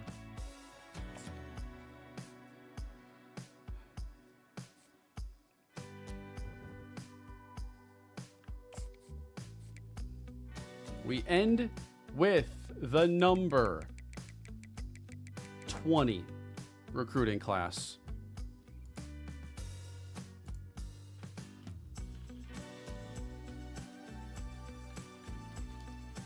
We have gone from 72 to 53 to 38 to 32 to 20. What do we target this year? Let me just double check my position changes. If you're watching this after the stream is over, you're probably like, wow, this guy's terrible.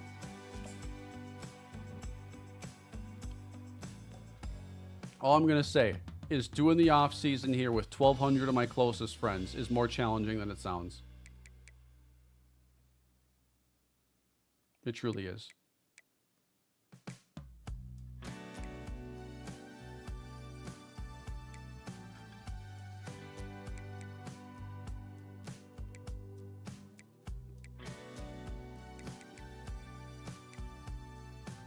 Dorian Henry is small. Could he move to center and keep his abilities? 6'3", 282. This guy is built like a center.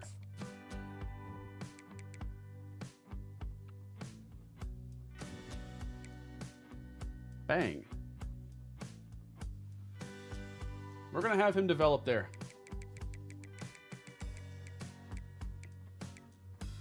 I like it.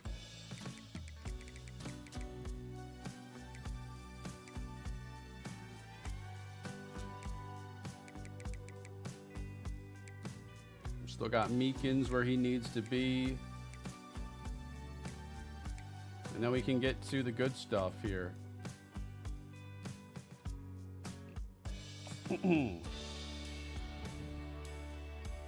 Harris would probably have 3 abilities at middle linebacker.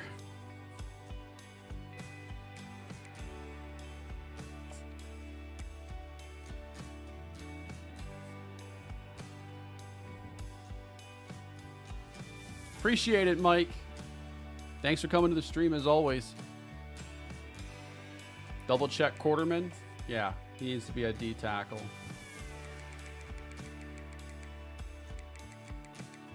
Quarterman's there. We're good. I'm moving Pacheco back after training. And we'll see what happens. Maybe he will lose Option King and whatnot. All right.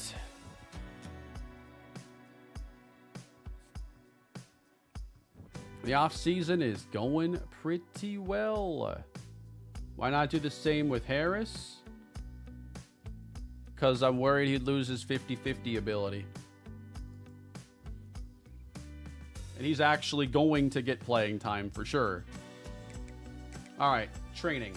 All right, this is the part of the off season where we just celebrate how much better everybody gets. 95 guard, 92 guard, 92 guard, 90 Leon Edmond. What a jump. What's our quarterback? What's our quarterback? Ooh, 81 to 80. David Ogbonna. Faster, better acceleration, stronger. Arm, not as strong. Better short accuracy, better medium accuracy, worse deep. Worse throw on the run, worse throw under pressure. Better break sack. Better runner. Playmaker, ball carrier.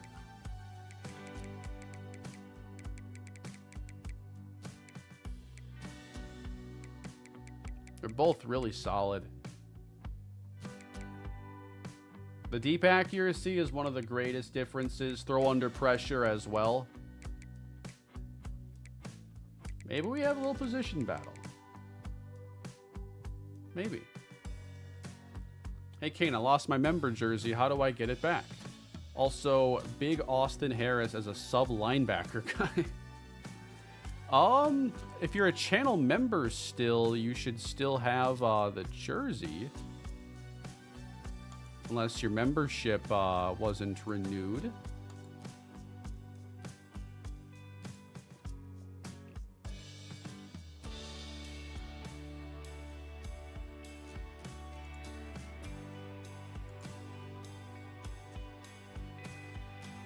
Hey, Kane, you ever going to go back to head coach 09? Yeah, I'd like to definitely revisit it sometime. We'll see if I get around to it this year.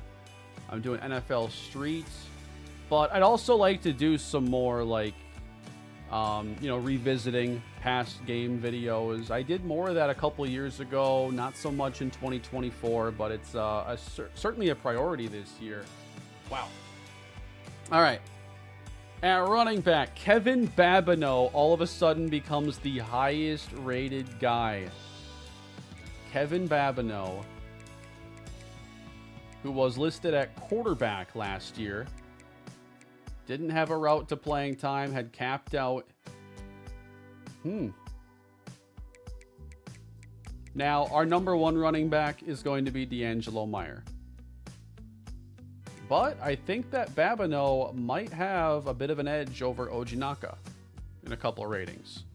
There's also Joshua Bloom, who has the same receiving back archetype. So there's some competition there. Pacheco. I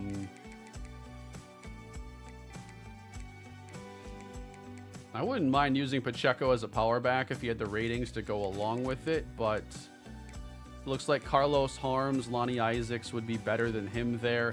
Carlos Harms could get playing time just as a situational power back. Thank you, Amin. I had to break out a little bit of purple today, especially if it's the last game of the year. If it's the last game of the year. Let's hope it's not. I'd rather get heartbreak later. Pacheco is going back to quarterback. It was just to get his running stuff a little bit better. Move Taysom Pacheco to tight end now. I wish he was a little bit stronger and we could really call him Taysom Pacheco. That'd be awesome. Bloom at risk of transfer. Yep, it's the same playing style. Deal breaker we'll have to think about. He did not transfer this last year.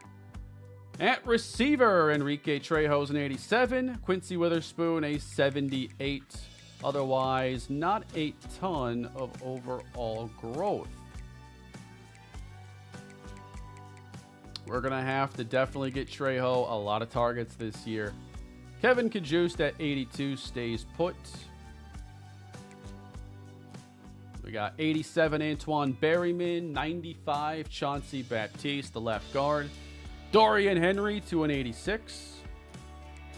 We have John Burns at 92 and Nate Fanene 86 overall. With definitely some competition from our incoming freshmen. We'll have to do some rating comparisons. Sean Blade 96 short route running. Is it really? Oh. So he does like one thing extremely well. Huh. Like all of his development went into one rating. That might help him get some playing time then.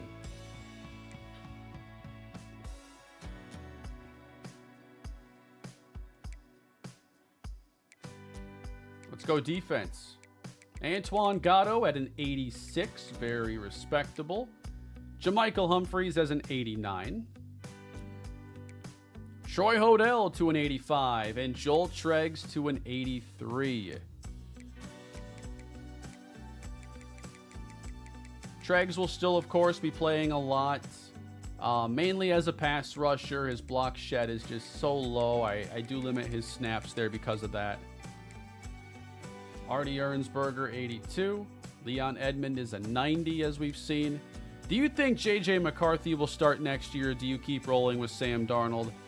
I would have to, right now, my assumption is JJ McCarthy. I think it's like 90 to 95% JJ, 5 to 10% Darnold.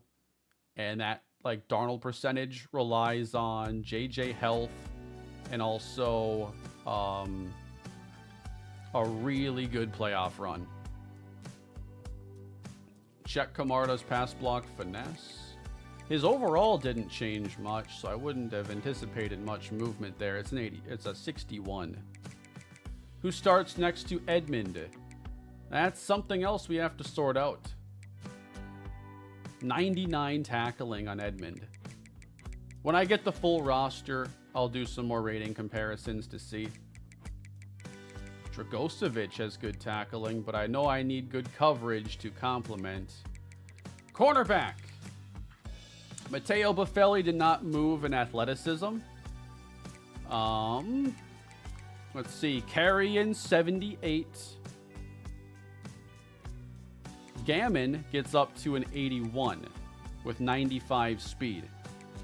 So we are looking for a new starter on the outside. Carruthers is probably pretty safe. Buffelli in the slot isn't bad.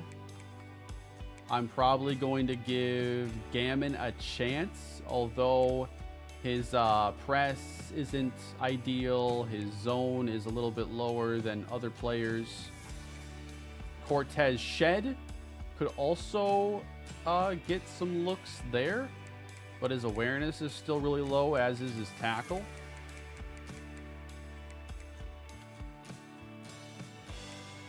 At safety, Lampman 81.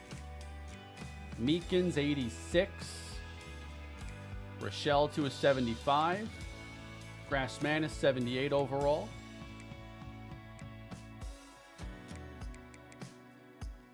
Nice little roster we have here.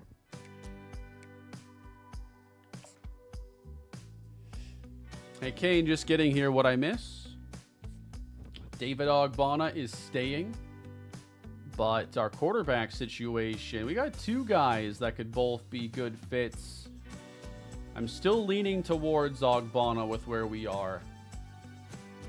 Let's see how full my roster is, because I was busy in the portal. I have to cut 10 players. Yeah, I brought in a few too many this year. There might be some difficult cuts.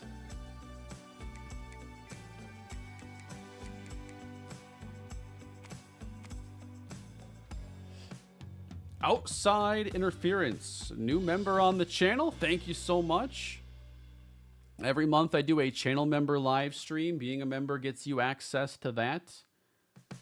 A stream where I talk about different things coming to the channel, a little bit of behind the scenes stuff. Those are at the end of each month.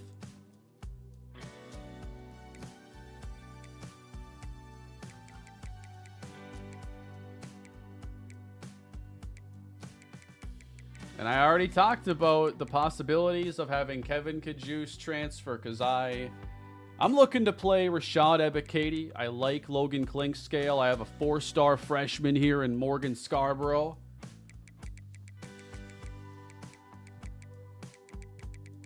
And I think that Kevin Kajus might be honestly where we start. He might not pop up anywhere else in the Dynasty.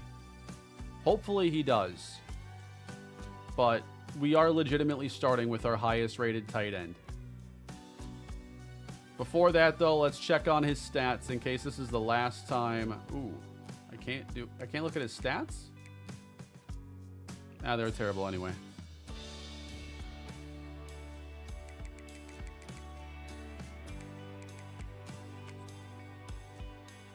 I think we're going to have to go with our highest and lowest rated tight ends.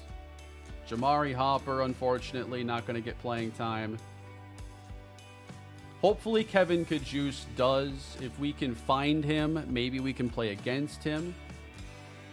I can't wait for the Chuck Johnson road to glory after he becomes the greatest quarterback of all time. But quick question.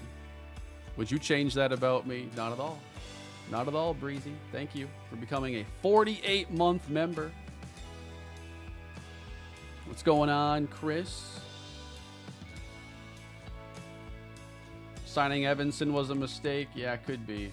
At 66. Gotta know when to cool it in the portal sometimes. I have to cut 8 more guys.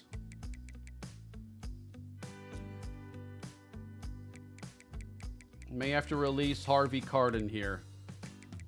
I just have so many players above him. There's an overall gap.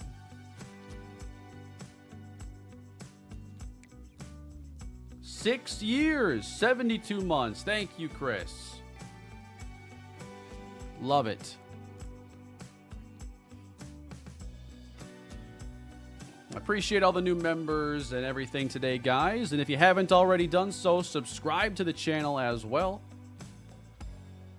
Love to see some new subscribers from the off season.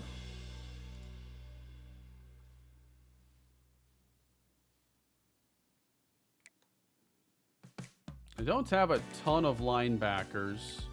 I do have a ton of corners, and I like, you know, the vast majority of them. I'm actually going to have some tougher cuts, it looks like.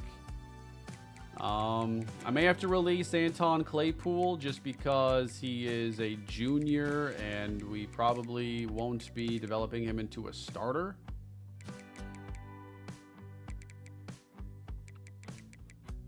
So we'll release Anton Claypool. Still have 6 to go.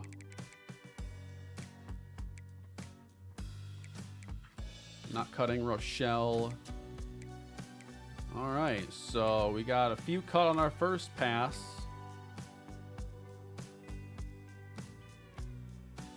I'm not cutting Pacheco because he's going back to quarterback. 72 months. What a wild ride it's been. Indeed, Deck. Thank you. 6+ years. I'm gonna have to update the badges again. I can't cut any receivers, otherwise I probably would.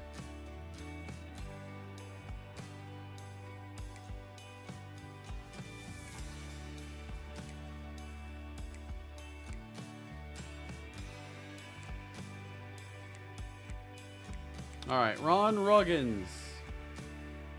Gonna have to release the 5'11" defensive tackle. Jaleel Callaway might have to get cut as well. I think that Jeremiah McDougal has a little bit better run stopping than him and higher awareness. And we got some good guys coming up like Amir Quarterman. Got a 72 speed defensive end here. I might have to cut Gabe Madu.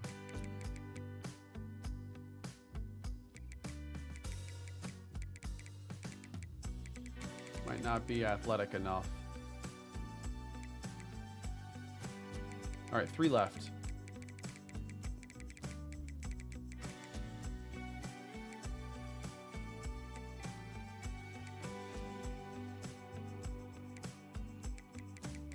What am I doing here with Chip Henry?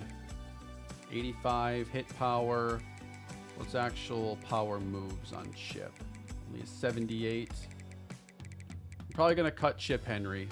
I was more intrigued with Dragocevic. 2 left. Let me swap over some different music.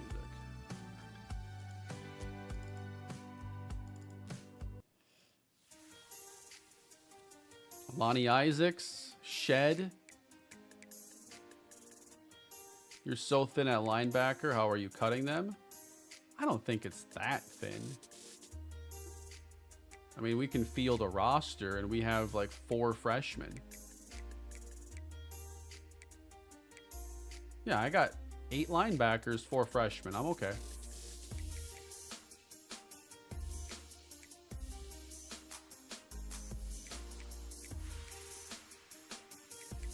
Shed is a candidate being only a junior because, like, he's not going to stand out compared to Carrion and Hester and these other guys. So I had once high hopes for Cortez Shed. Very early recruit in the series, but we're going to have to encourage him to find a new spot.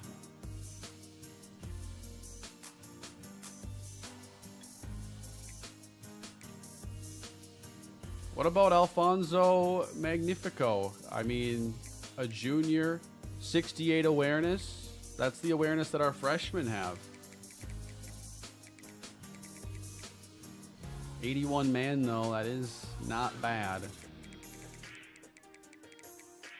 77 tackling is also not bad.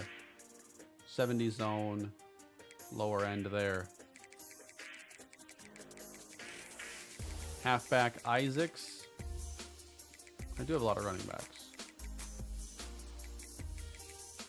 Yeah, I did play him a little bit last year, but I am more intrigued with the other guys we have. His strength is pretty low.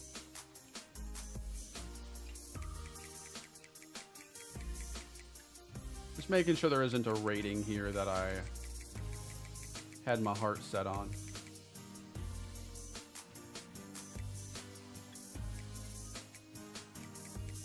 Yeah, we can probably encourage him and hopefully not go through all this next year, cutting 10 players.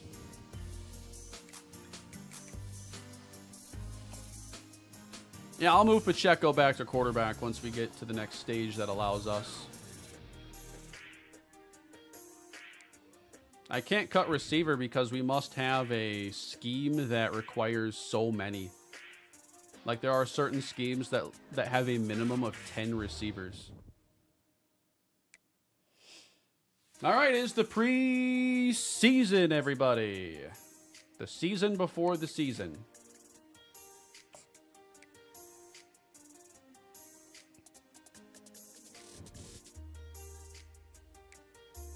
'89 medium route running.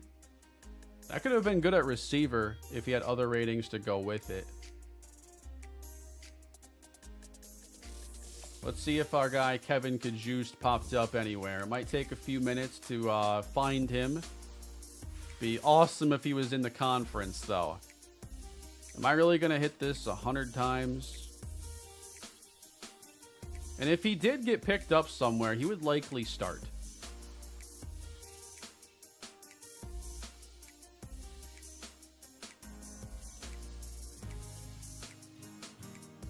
We have not yet had a situation in this series where we faced a player that transferred away. But if there was ever a player that made sense to transfer away... Oh, I can sort by name? Thank God. And his name is in the C's. The only thing convenient about this guy, I tell you. All right.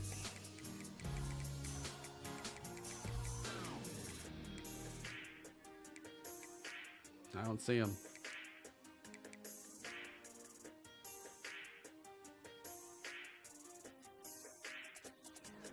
Doesn't appear to have popped up.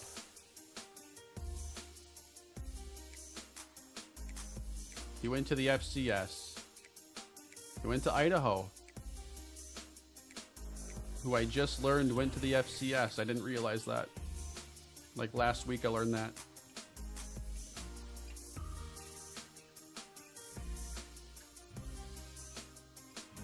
Go through each school. I don't think we're going to find him.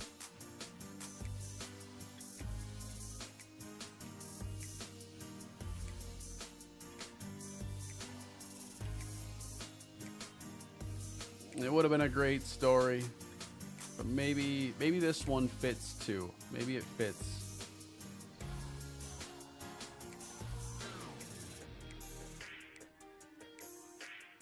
Just never panned out, man.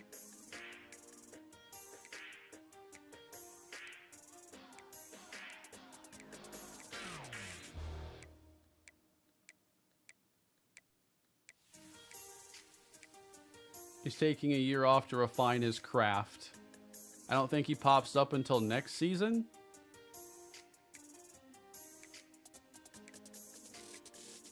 I'm just doing this to eliminate any possible doubt that he is somewhere in the league right now as a senior. How do you pronounce that?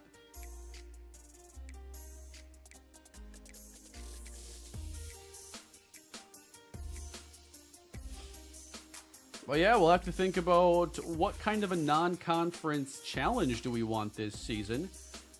We'll see if there's a Big Ten game. Like, they've been having scheduled games with the Big Ten, which I think fits in perfectly with us constantly, or with us wanting to eventually go to the Big Ten and playing these teams every year. This was already something Buffalo's had, you know, as a deal with the Big Ten. So, you know, we faced the likes of Penn State and Ohio State in this series. I don't know if the deal has run up, but if it has, I might even add another Big Ten team to our schedule this year. I've also thought about having one of our non-conference games later in the year.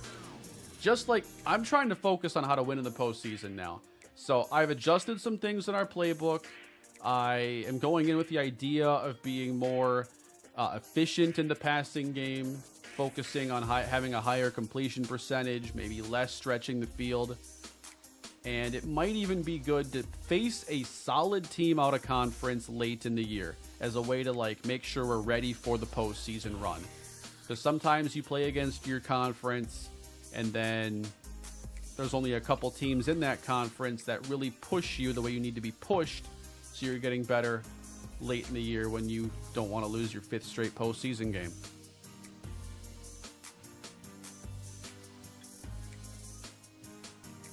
Vaughn, back as a member. Appreciate that. Got the 5-year badge.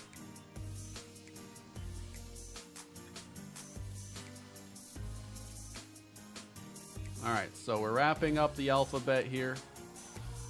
Kevin Cajuste is not playing American football any longer. Where will we see Kevin Cajuste again? Will we see Kevin Cajuste again? Might be it. Let's see what the custom schedule has thrown our way. We're supposed to play Michigan this year. All right. And is there a slot open later? Would it be worth it to me to play a non-conference game in week 10 with 3 games left to go? Because I plan on playing this game again this year.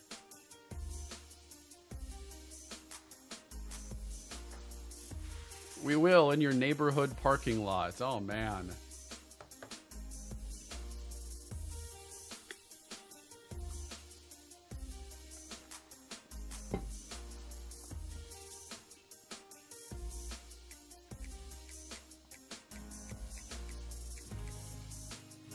So we're not playing Old Dominion. Week 0.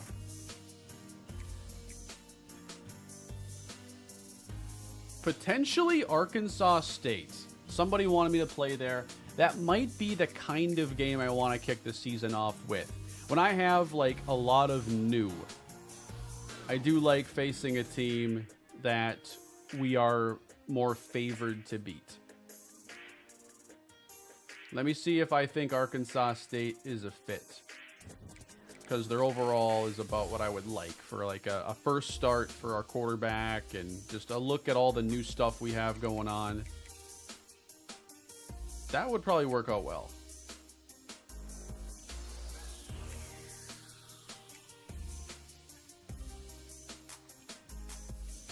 Nice freshman receiver. I just want to see these ratings because he's a route runner archetype as a 4-star with elite development. This is the kind of receiver I've been trying to find. So if you want to enter the transfer portal here, there could be a home for you in the beautiful city of Buffalo. I'm trying to get a route runner with that skill set. I wish he had a deal breaker there for transferring. Kane, I'm not tampering. I'm just complimenting an opposing player. You're tampering.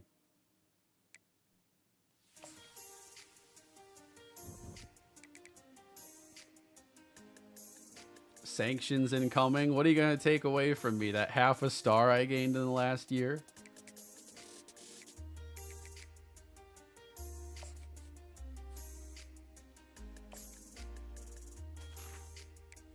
So now in our league, there are 2 0-star teams, Kent State, Louisiana Monroe. Here are the 1-star teams. Can you believe it? 1 star. We're 2.5. We have double the stars of these teams. Oregon State's fallen, man.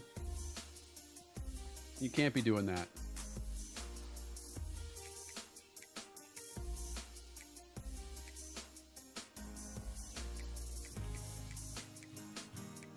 We're a 2-star.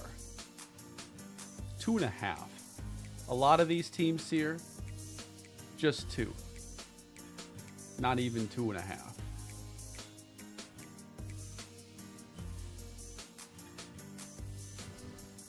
This might be a fun year to face like a Syracuse. If Syracuse can slot in down here, I am all for it.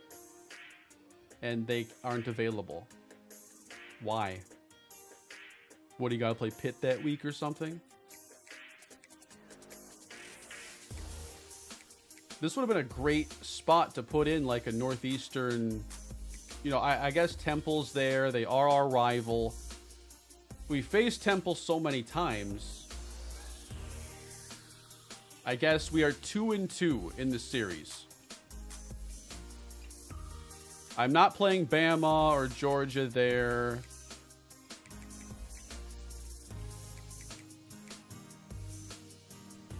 I think my picks would be Washington State or Temple.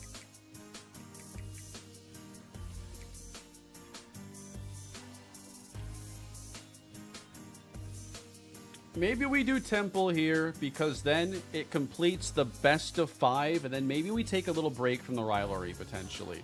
Although I have to get rivalry wins to unlock parts of the coaching tree, so maybe not.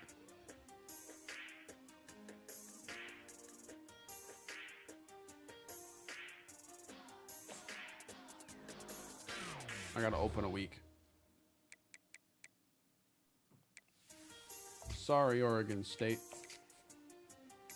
Maybe up here, though. This at least would be a new spot to face Temple. We always face them early. They went 3-9 last year, though. Like, I wanted my game down here, if I played, to be someone that could push us a little bit better. More even matchup.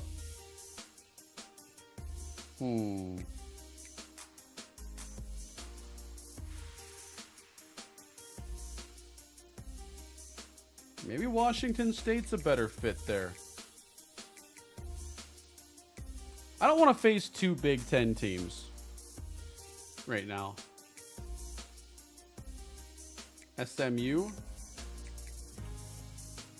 Let's look at the rosters and see who's more interesting to face. Is it SMU or Wazoo? Do USF, Bulls versus Bulls. Haven't I done that before? I could have swore I did, because that's how my brain works.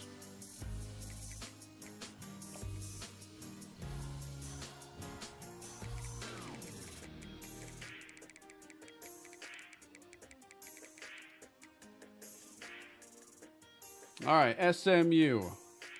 I don't want to cover this guy. 97 speed, 90 overall receiver. With Blake Bortles' brother at quarterback. Earl Bortles.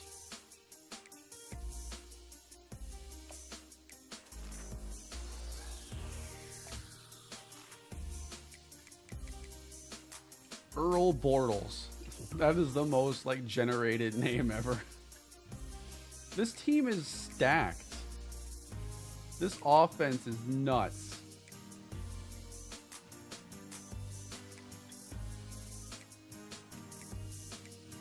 And their defense is rated better?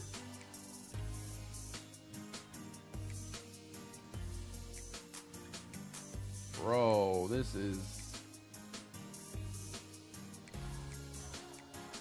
team's nice.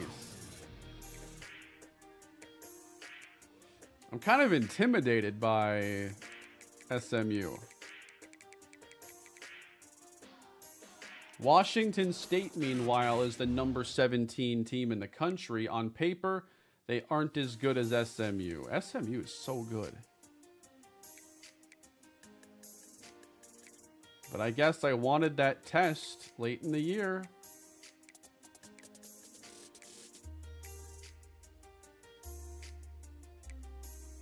Do we want SMU? Out of conference, you know, it wouldn't impact our conference title hopes. Be a really good test. I'm not looking for the easy win. I'm looking for a tough game there.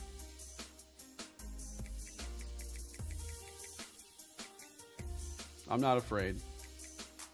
But I want them at home.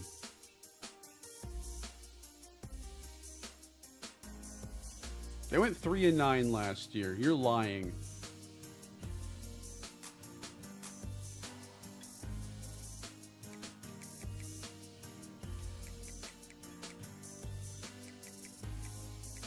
Although I have so many home games here, I should probably play it in Dallas. I'm locked into 1, 2, 3, 4, 5, 6 home games already. I'm gonna play this game at home, so I'll probably play 7 home games this year.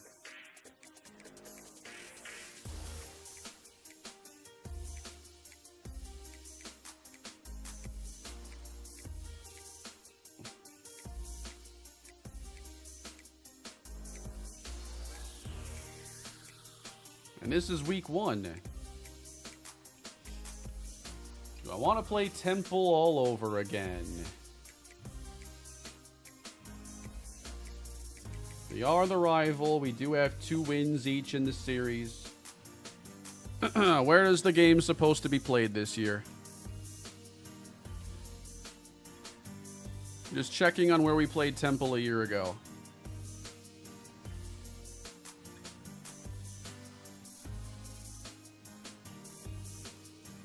Looks like it was at our house. We got to go into Philly. Just like the Vikings will next week.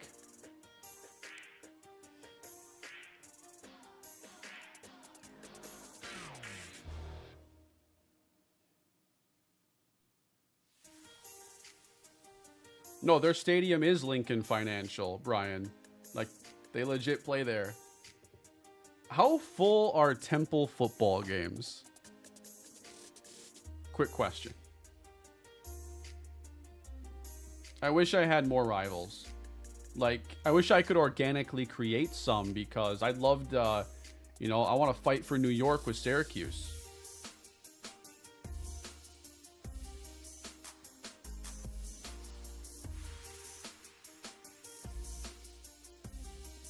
Very full when they're destroying you. It happened one time. That was a one-time thing.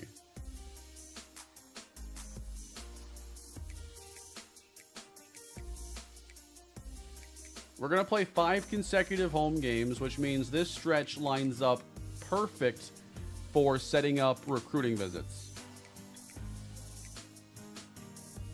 And then I'll have to stuff some probably in this Miami, Ohio game. We do not play Bowling Green. We do not play UConn. Or we do play UConn. Okay. UConn went 5-7. We faced like the worst teams from the MAC last year. Have you ever considered a dynasty where you set recruiting to auto and you have to try building up whatever they give you? Could be interesting. I've kind of toyed around with an idea like that. It would have to be a lot more gameplay driven series, obviously, because I wouldn't be building the team. I'd just be trying to win with them. And I don't know if I would do that for like a long-term deal. I've kicked the idea around many times, just as like a different type of challenge. Auto recruiting is bad in this game, is it? Seems to work for SMU, man. All right, let's set up our recruiting board. How are things looking this year? Are 5 stars interested yet in the old Buffalo Bulls?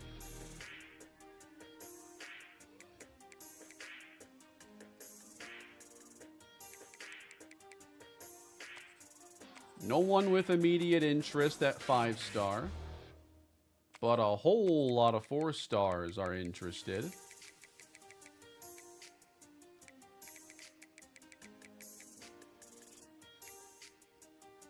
But, of course, I will attempt to bring in a 5-star this year for the first time. I would ideally like to focus on one of our, 2 pipeline players here. Cooper Carl. Down here, we have an athlete, Kyle Abrams. Pat Grice.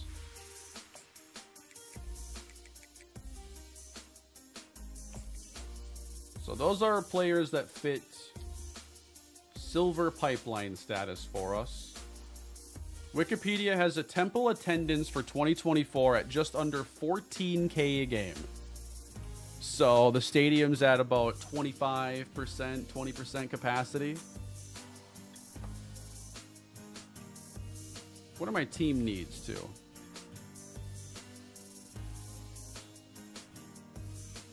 I have 12 seniors this year.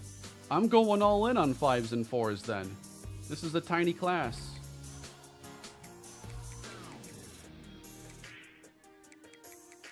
That's it. And I have 2 seniors graduating at corner. But I have 6 underclassmen there. I have some of my best recruits are there. I don't know that there is a huge need this year.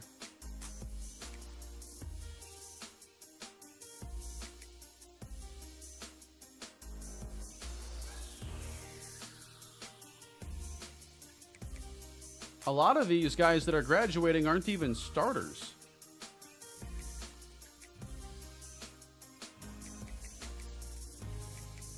So yeah, we're not going to have room for a lot of 3-stars this year. Tiny class, and he's going to grab 40 guys again. Nope, not happening. I might as well load up the board with 5s this year. Number 1 player, DeMarcus Lacumbo. 6'3", 237-pound power back athlete. I mean, that is the greatest. A 6'3", 237-pound athletic power back. That's the greatest thing I ever heard. Sure, I'll get turned down by the second best player in the country, too.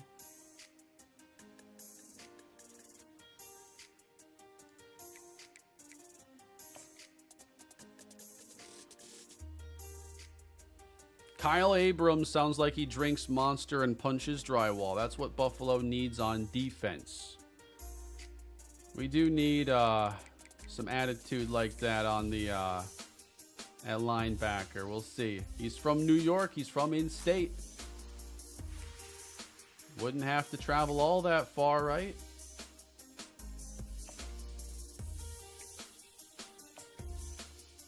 So how many 5-stars? I have 9 on there right now. Johnny Darden. That's 10. I'm probably going to go with at least 15 4-star players.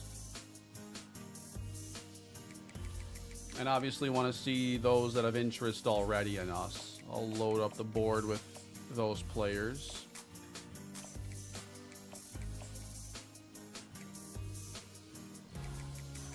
But then I also want to go by position.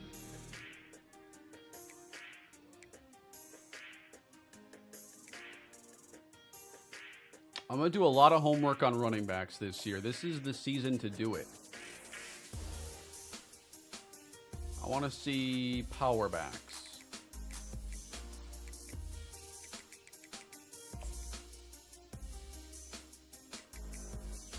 Only 3 in the top 100.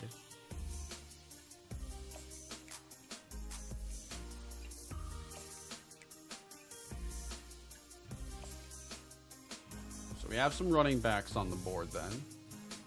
And then I again want to look at the route running wide receivers. Because I'm determined to find a player like that player on Arkansas State that I would totally pay to come to Buffalo. What? Lacumbo is literally Derrick Henry coming out of high school. 5-star athlete and everything. That would be a great comparison. And only makes me want him on this team more. Grant Goskowski, 5'8", 166 pound. Route runner.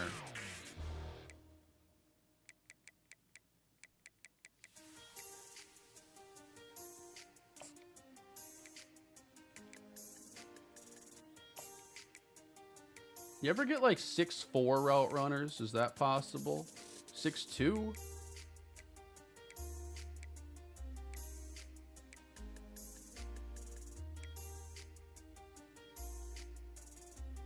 I just like the build here. 6'1", 191. Maybe a little more size brings in a little more speed.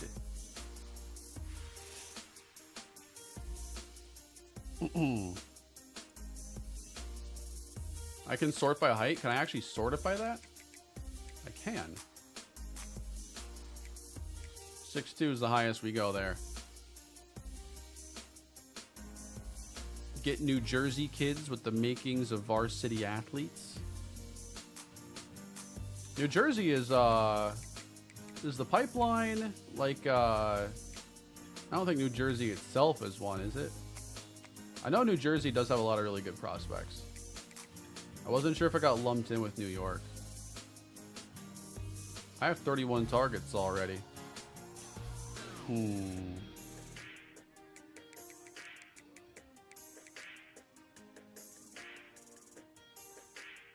It's New York. The Big Apple pipeline is New York, New Jersey. Good call. Oh yeah, I better make sure I have some athletes on this one too. Let's go right here in this range.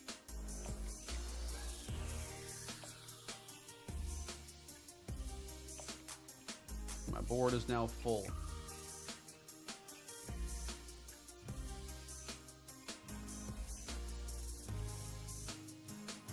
All right, so I've sorted by those who are the most interested in us so far. We open with Melvin Connors, a Big Apple, big right tackle. That's how we kick the season off, guys. That's what I'm talking about. A gem, 4-star, 4th-ranked tackle, 91 strength. Not a hole in his game.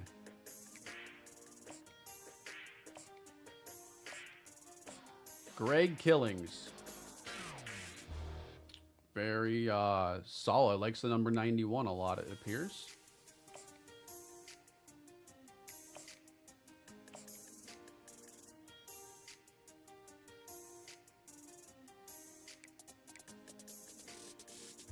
Yeah, I should do that running back recruiting thing this year to get the increased bonus initial interest. Now that I have that ability for the points to get it.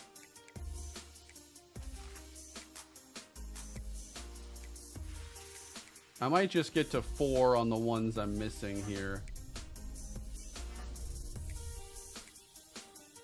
And then the tree I need to get the one opened up 4 rivalry games. I still have to beat Temple twice for that Architect one.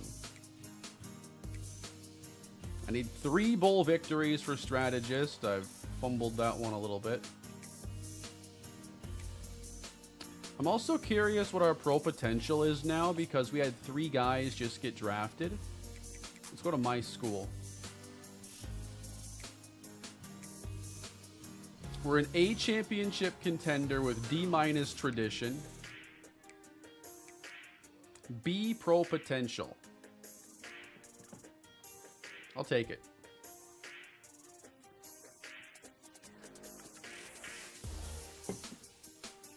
Who got drafted?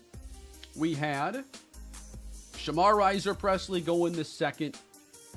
We had Braylon Staley go in the 7th. And Tyler Hilton go in the 4th. Oh yeah, pro potential is based off of projected to be drafted. Okay, I think they're underselling our roster a little bit then with B.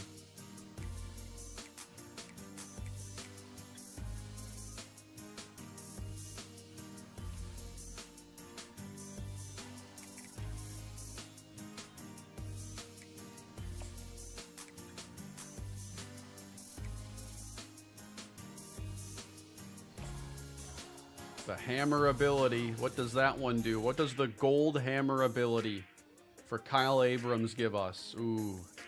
He might be one of the top targets, man. Kyle Abrams. You don't want to go to Penn State. Are you kidding me?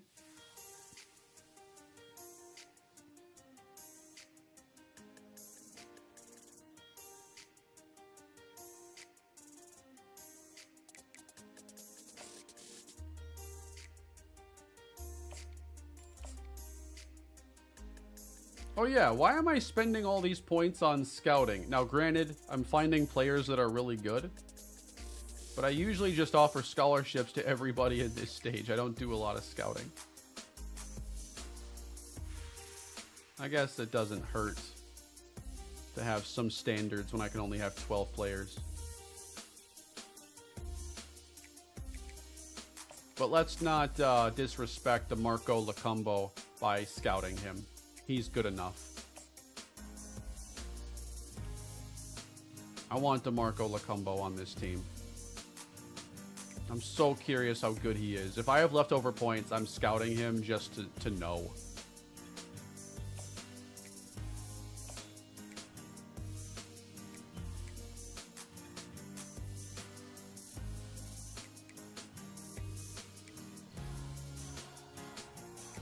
I'm actually scouting certain positions, like these route running receivers, because there's obviously, I'm specifically looking for elite route running.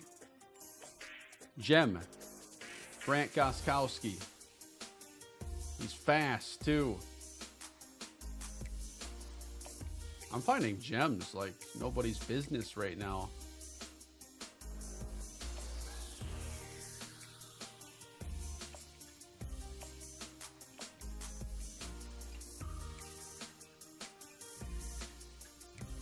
Yep, under Goskowski for sure there.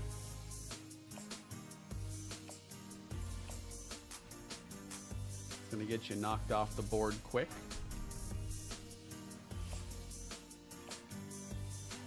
I suppose as the roster has gotten more competitive, like, maybe it's not so simple now as, like, every 4-star can make it.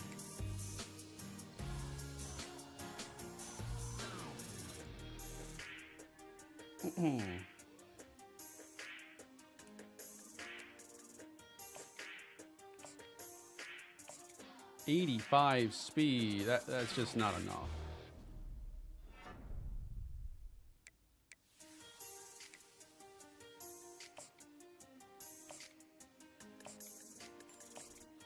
Another gem.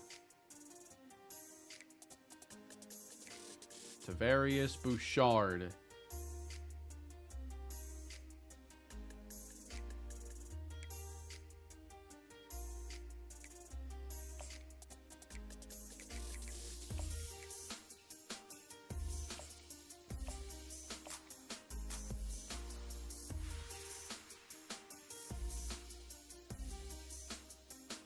Got 285 still. I'm going to scout the athletes here.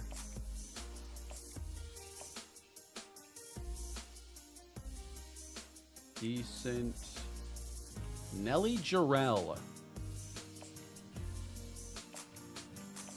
Another gem? Are you kidding me?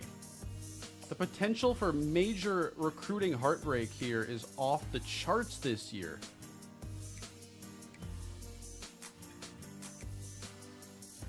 All right, let's definitely get some more attention on the defense now.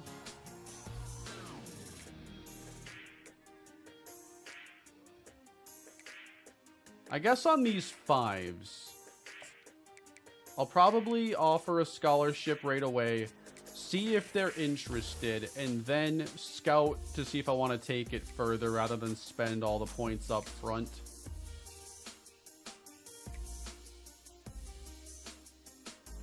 I want to get a couple more DTs on the board, too.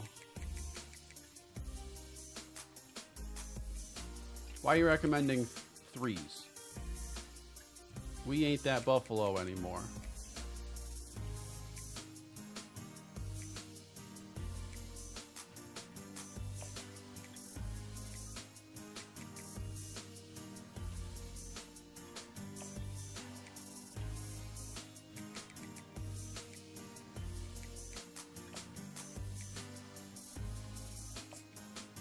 .92 strength, another gem. They're everywhere this year. This is such a fun class.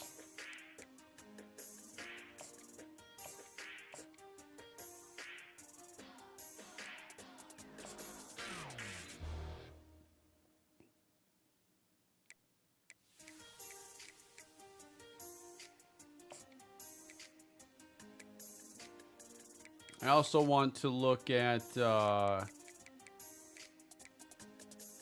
anybody that has us.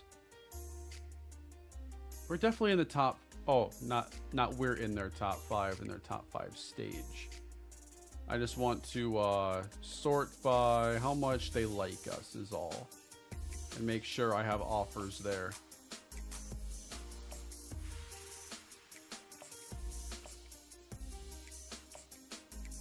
See, 3rd, 4th, 4th, 5th, 5th, 5th. All right, so I'm going to offer a scholarship here to everybody that is above this mark. We'll see where things go from there. If they look good, I'll scout them, clean the board up from that point. But I want to give us the best early season board as I can. I have had a couple insta commits in the Miami series for sure. In Buffalo, I can't recall. Maybe there was one, but I can't remember off the top of my head.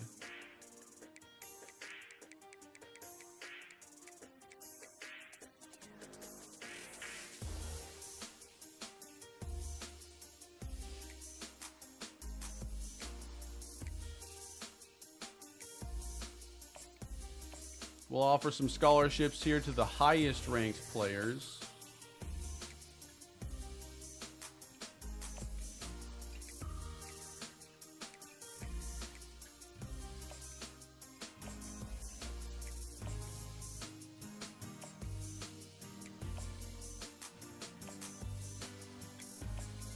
We cast a wide net here in this phase, and then the board shrinks considerably. But I like it when I only have to fill 12 spots this year. That's going to make it so much easier to be focused on a couple battles here or there.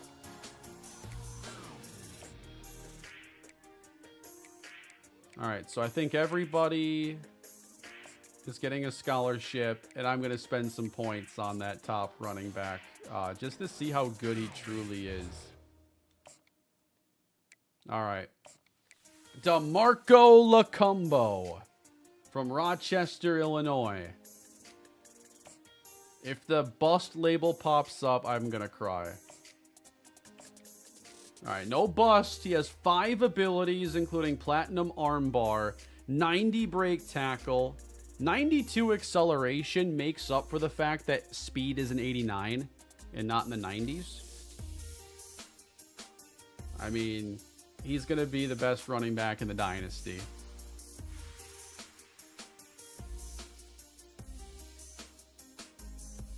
That's going to be unbelievable to see.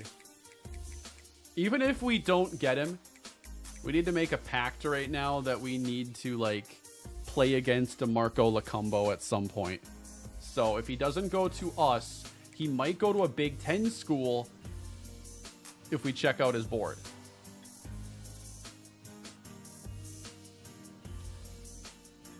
How is Illinois can't even crack the top 9?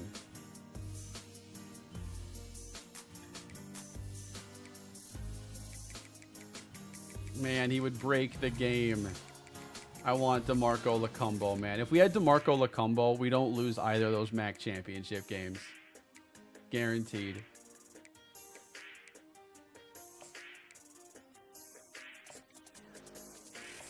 I'm just going to use our points to find another gem. How many is that in just this stage?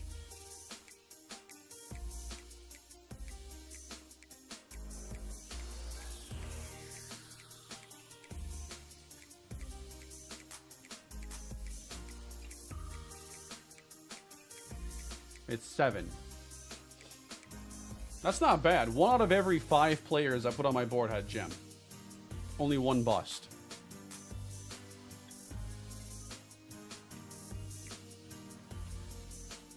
What would my NIL budget need to be to attract DeMarco Lacumbo to Buffalo? Let me double check my schedule. Arkansas State, Temple, Michigan, late season SMU could get ugly.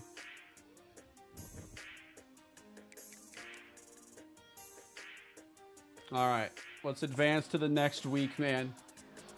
DeMarco Lacumbo, just say you know that Buffalo exists. Say you're a fan of Khalil Mack. That's all I'm asking in this first stage.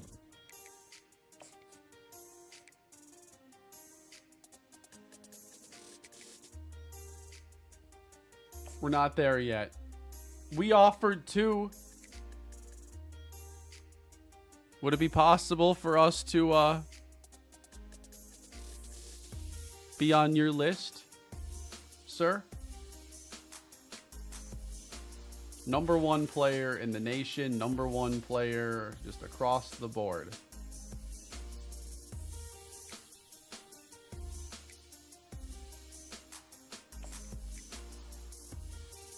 Maybe I shouldn't send the house. Maybe I should just, you know, DM. No, of course I'm going to go all in here. I'm not going to do all my recruiting stuff right now for this week, but I do want to see if we had good movement. We are in good shape for Greg Killings. I'm probably going to just... I can't sort when I'm on that list is all. Any players with no interest will show interest if you send the house. What if 9 other teams send the house and they beat me to it? Appreciate the super chat. All right, anybody else showing Buffalo attention here? Melvin Connors is going up.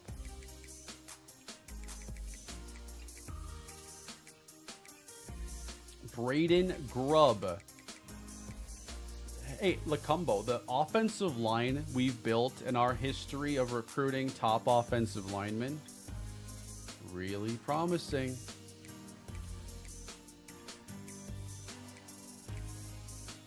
Alani Cheeseman.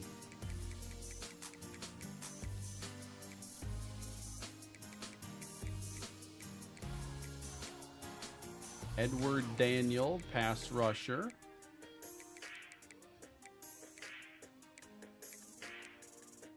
Marvin Losman, edge rusher.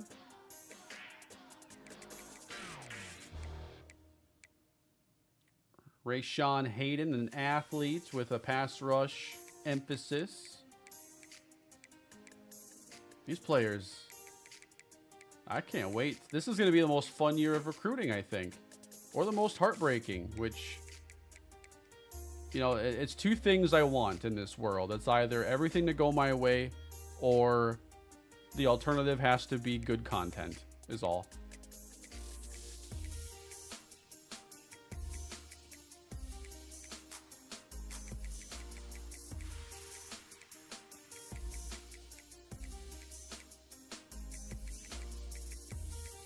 I think we just about have all of the players favoring Buffalo ranked accordingly.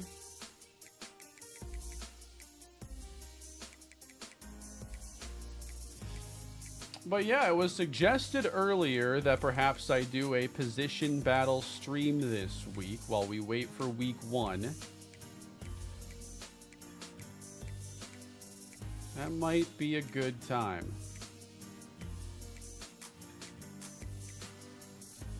Don't forget to get a quarterback. Yeah, I could.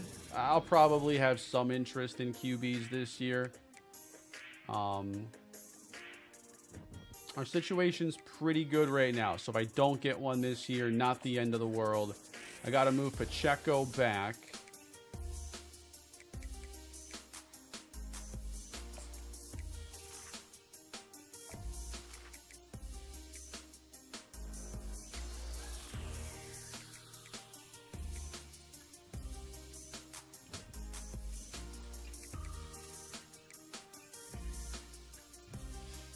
Because there are some clustered spots. So like finding out the running back pecking order, for instance, when we really only know Meyer and Ojinaka, but then Bloom and Babineau's ratings have popped up significantly. At receiver, outside of Trejo, I mean, sorting this out, not going to be easy. I think McNabb gets some playing time this year because of that dangerous speed.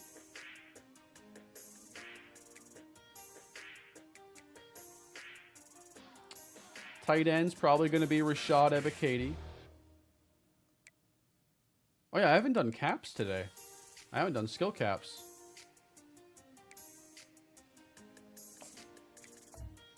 David Ogbonna. Still haven't reached his accuracy cap.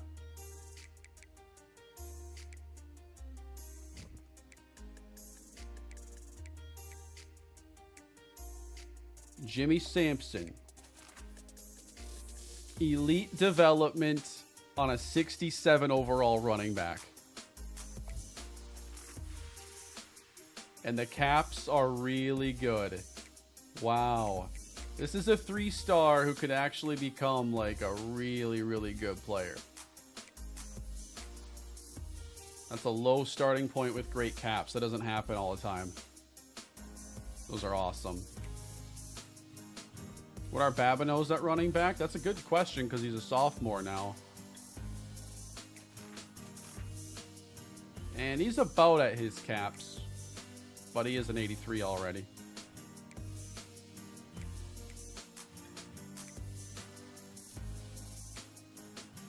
Yeah, we are going to redshirt Jimmy Sampson for sure. And next year, hope he pops in a big way. At receiver, number 17, Roger Grimm is a physical archetype player. And, oh, those caps stink, man. Oh, man. No, you can't have 4 route running caps. That is brutal. Please tell me Oscar McNabb has good caps because we could have our next Braylon Staley, next superstar receiver. I think we can deal with these.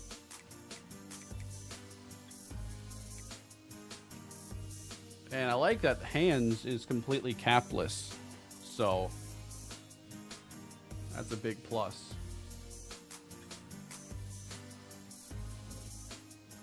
I'm also wanting to see his abilities more fully. So shifty, double dip, double move routes. How many of those are in the playbook?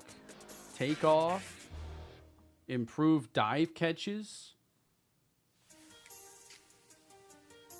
McNabb could very well start this year. Armin Tolzien. I picked him up in the portal.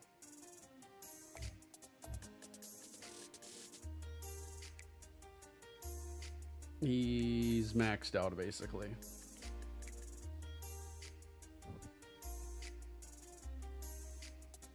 At tight end, we got Morgan Scarborough, a 4-star. Man, these caps are brutal on a 4-star player, man. What?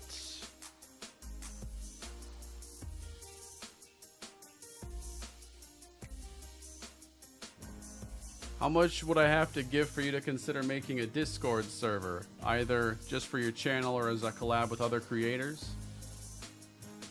I mean, I'm not gonna put a dollar amount on it. I don't know. I don't know if I really want to keep up with a Discord server. I know it's a common thing a lot of creators have. I always kind of treat like streaming is my Discord server. This is where, like, okay, now I'm gonna be able to talk to everybody and whatnot. Not sure Discord server's for me.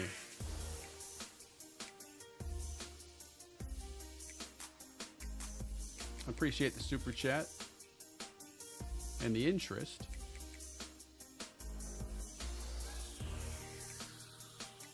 All right, this is an elite dev pass rusher.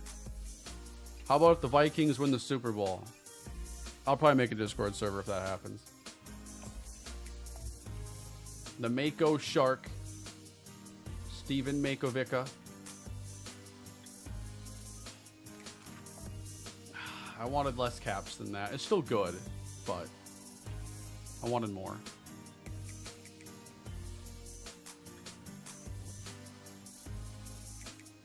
Scotty O'Shaughnessy. Dude. We have these are the most 3-star, 4-star players I've ever seen.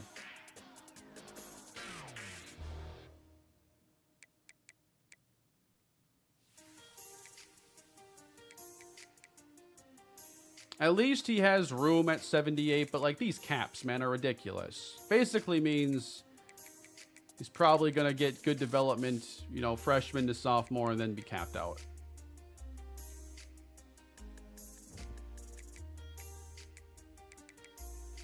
Dalton Doss, I think, has elite. No star.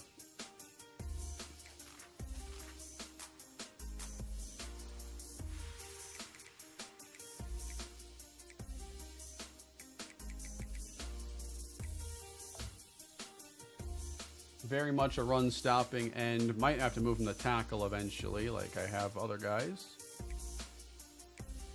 David Winogo. Normal. With the expected cap.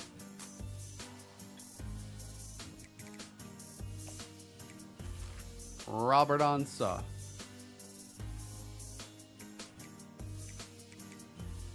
Nothing special there. I can't believe Grims, man. All right, Vince Scotland Williamson, another 4-star, day one, like 80 overall right now, impact dev. And the run stopping is good, the power moves are good. So, no, this IQ cap ain't great.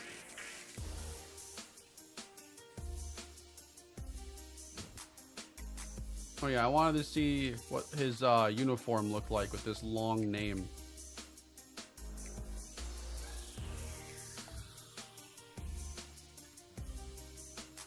Oh, they fit it on there decently.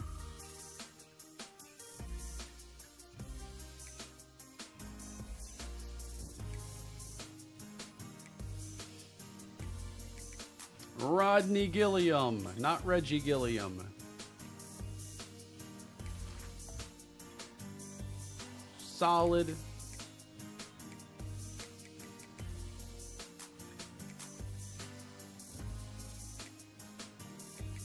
Devin Hester, one of the most important. All right. Normal dev on Hester. Don't be too out of hand, please.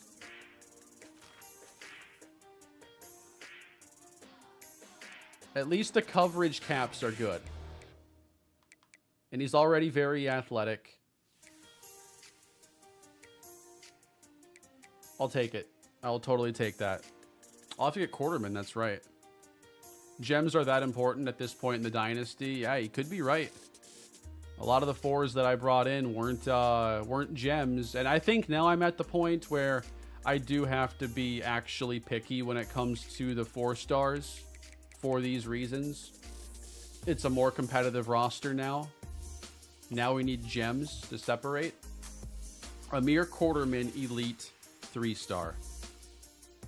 And his caps are so good. So good. Gems and Elite Dev. Bring them on. I think that two of the best players I brought in this last year, despite getting 7 4-stars, two of the best players were 3s.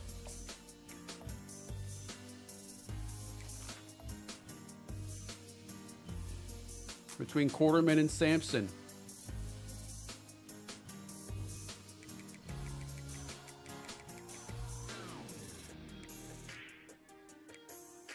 Any of these safeties have good dev? Not there on Roundtree.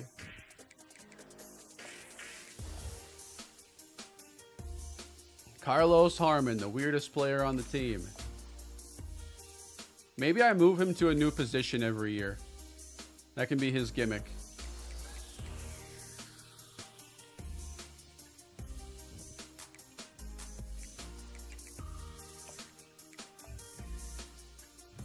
Star dev here on Miles Barlow. They're okay. The punter. Ross Fatinikun.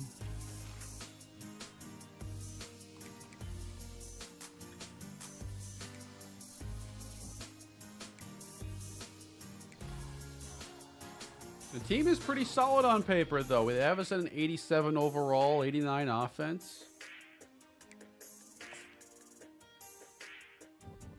I would like to get some practicing in. You thoroughly scouted the 3-stars. I got pretty lucky there. You know, to be on our board, essentially, because we had so much success with the 4s, if you were a 3, you basically had to be a gem. Or it wasn't going to work out.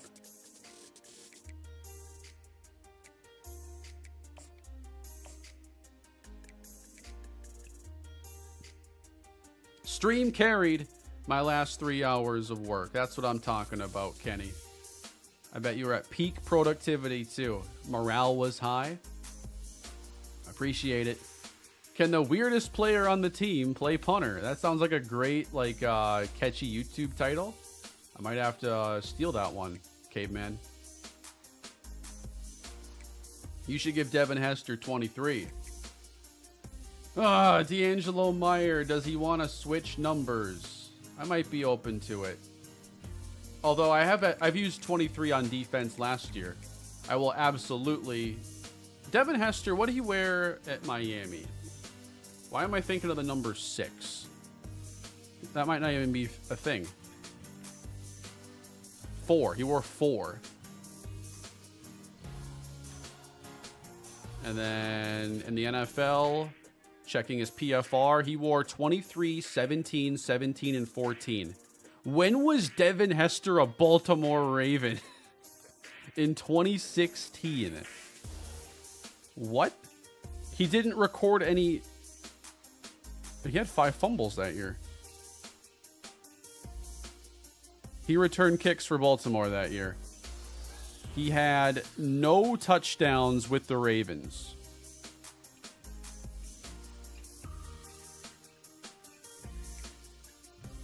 Yeah, we'll make sure Hester has either 23 or 4. Yeah, Hester as a Raven. Like, do Raven fans even remember that?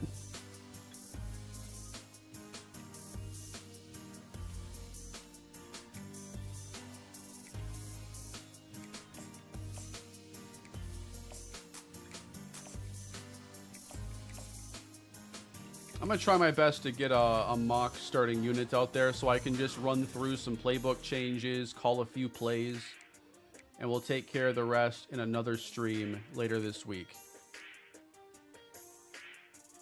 And a Seahawks playoff legend? What do you do for the Seahawks in the playoffs?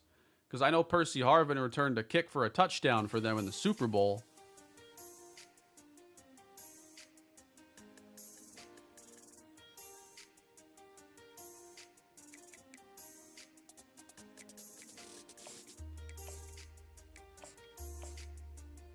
I don't remember him on the Seahawks either. I only remember him as a Bear and Falcon.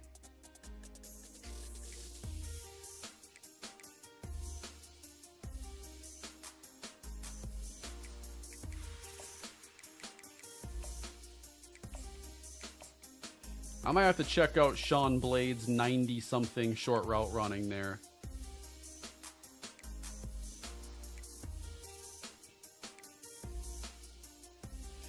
So as that second linebacker starter, right now they have Isaac Truman as the best. His zone coverage is an 86. From Ontario, California. Because Canada isn't in the game, right? Is there an Ontario, California? Sure enough, there is.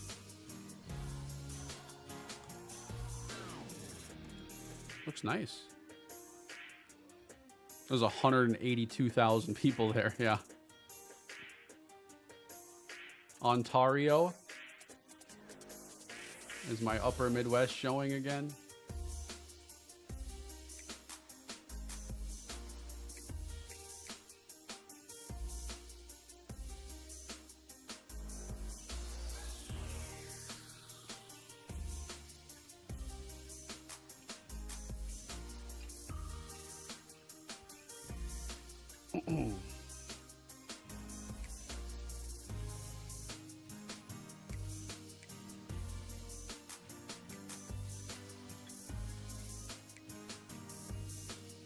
Robert Shipman.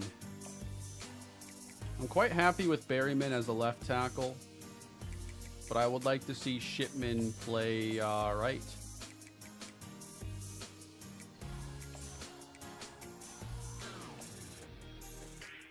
We got Baptiste. We got Dorian Henry. They have Camarda starting here. I don't know. I guess I'll give him a chance right now.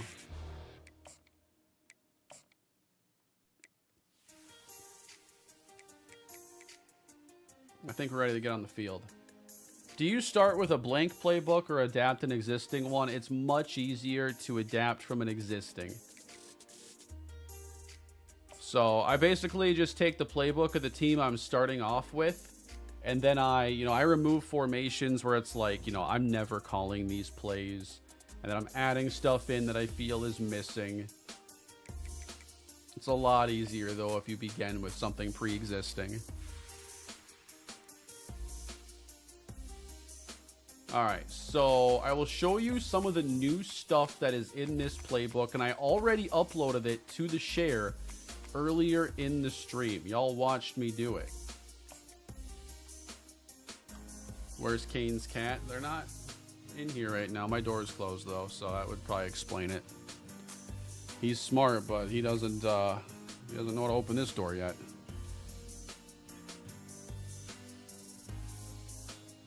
Alright. So all the new stuff is in shotgun.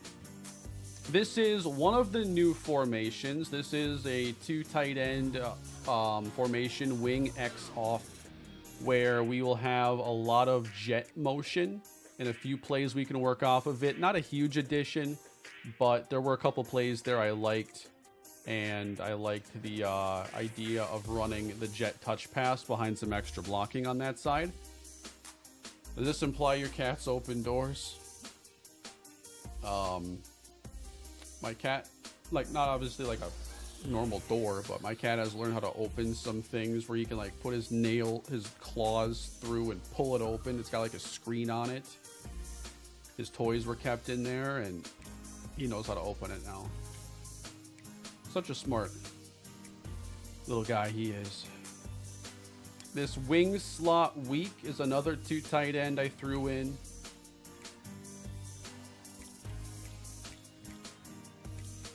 I just added Y trips offset weak. Again, just a handful of plays there. I added deuce.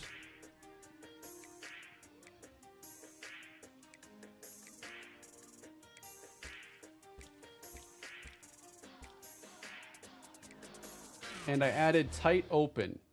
This tight open has a few kind of quick hitters I like in it.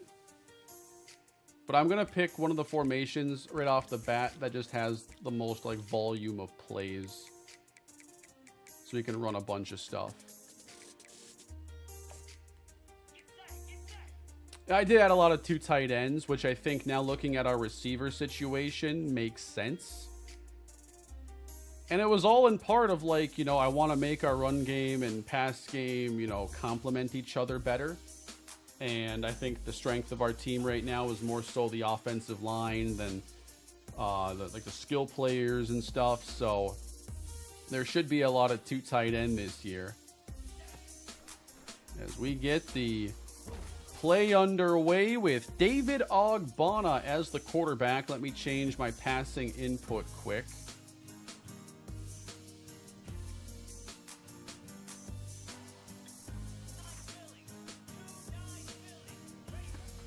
So, I guess we should have a little competition between him and Elway to see if there's anything that really stands out.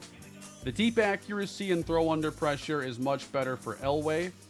We have Ogbonna with better overall mobility, which is important. Elway's isn't bad. Ogbonna's is just better. And this RPO to me too was really interesting because you can run this little hook and ladder out of it. No. Probably shouldn't do that, but it's an RPO with like some really fun options on here. You like have 3 choices.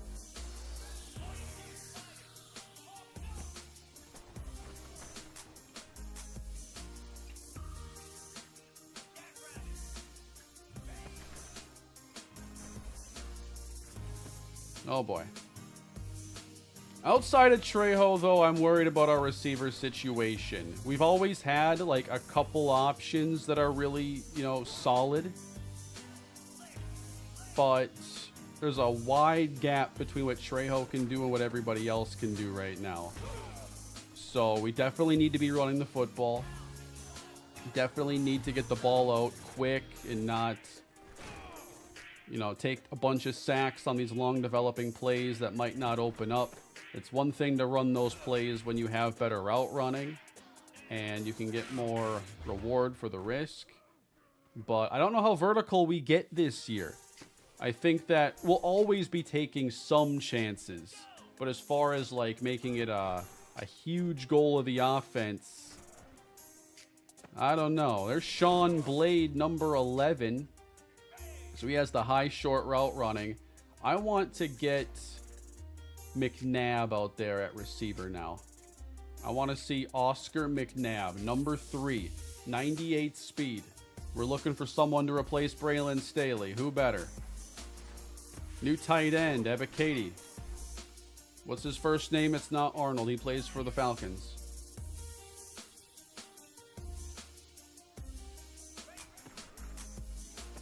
And McNabb, not much there. All right, let's throw this deep post, though. Go find it. No, triple covered.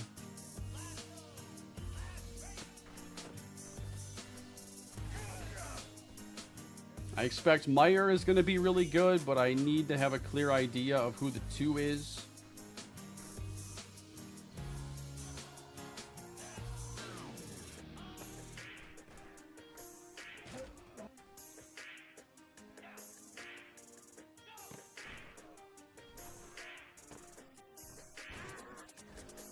Got to throw some deep balls here towards McNabb. Let me call a different formation.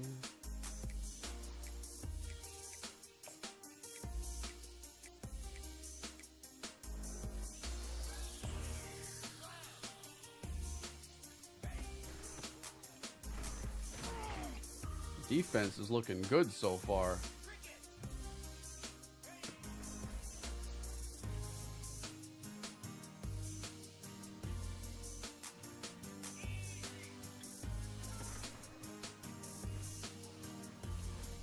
McNabb. Ooh.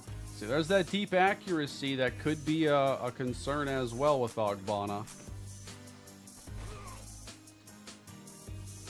Yeah, defense looks really good so far. Hopefully Meyer can handle some of the pass catching stuff too. Like, his catching rating is low, but now as the lead running back, like, I definitely need him to handle that well. We'll see if he does.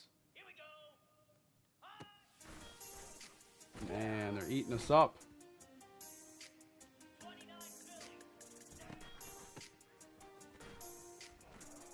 But we know Myers, so why don't I stick somebody else in there, Kevin Babineau, and see what he can show us after this play.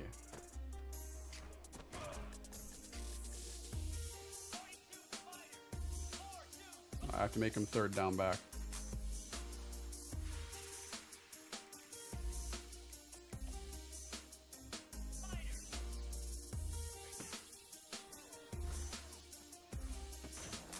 Look at Edmund there. Sticky coverage, man-to-man, playing guitar. Multifaceted skill set there.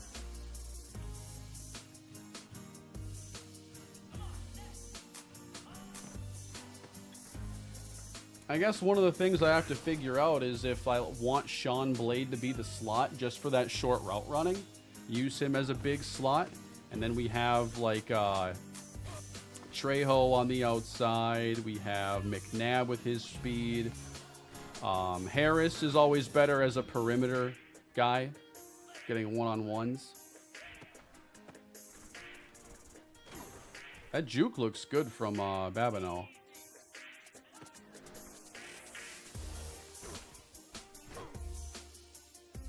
Let's try to get some rollouts here, maybe. Not the play to do it here.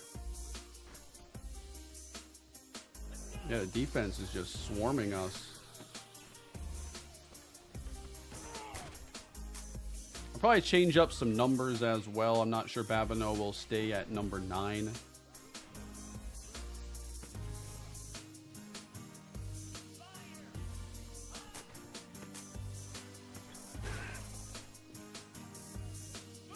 Oh yeah, there is some definite trick play potential with a couple of these guys.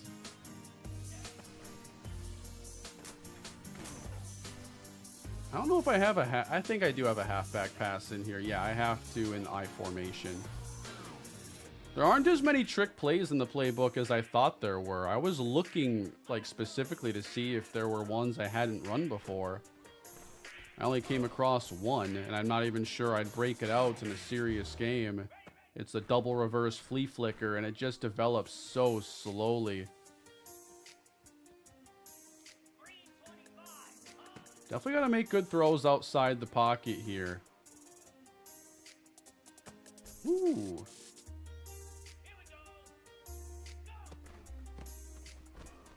Hey, a big gain.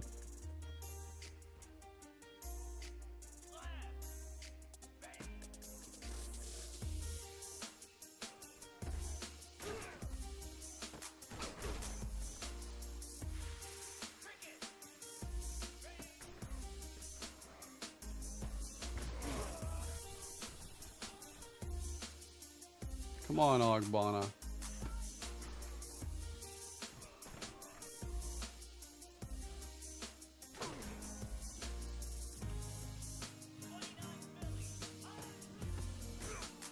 I don't like what they did with the option controls. It's so awkward still. I make a lot of mistakes on them. So used to the way that they were. Sailed it.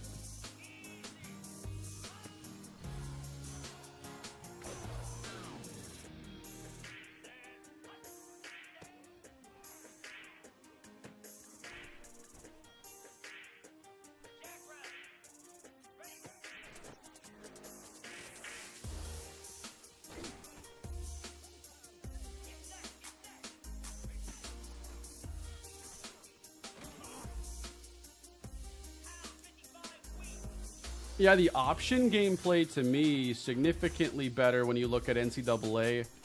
The option game just doesn't have a very smooth feel to it, and I've seen like too many option pitches go way offline that deters me from even sprinkling it in because the downside is too severe.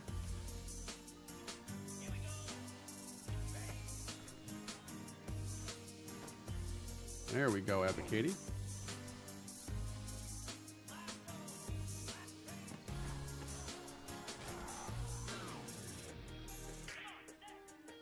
Impressions right now in the chat aren't hot for David Ogbonna right now.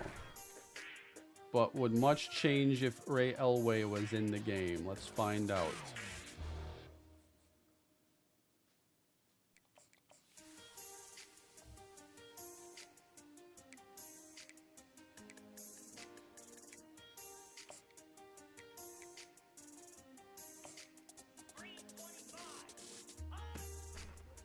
Let's get a deep shot out the way.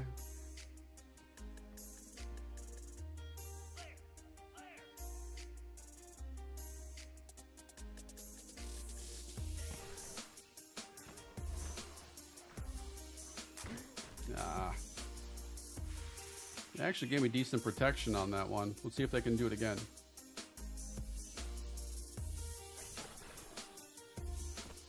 I'll take it. Slinging that one to Ep.68.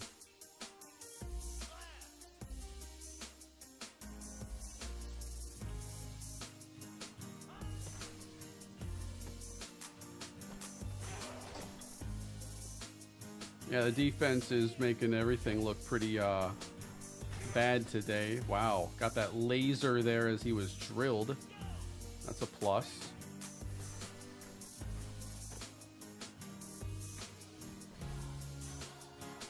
Does Pacheco need to start again? I think he's just a little too limited.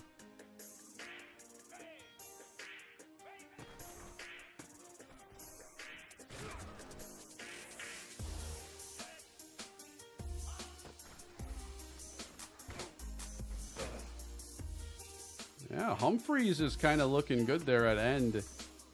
Feel like he's giving Berryman all he can handle there.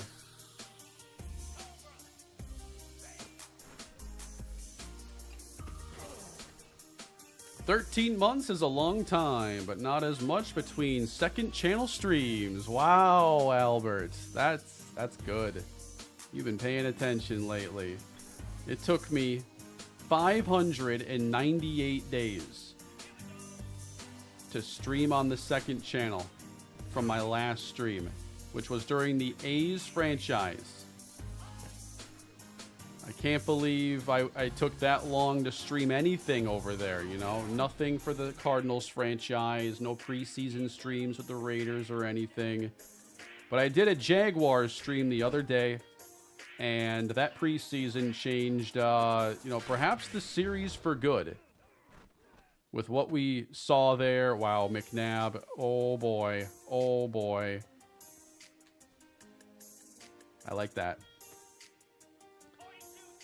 And there's going to be more second channel streaming to do.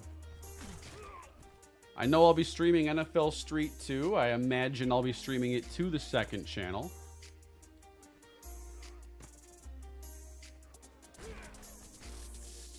Yeah, McNabb can definitely burn.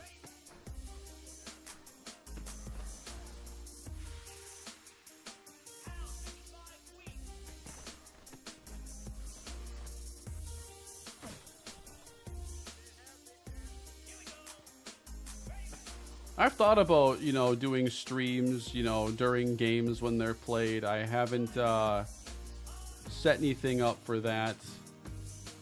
I'm thinking, you know, about different things for next year and how I haven't really done any content that's like NFL season centric.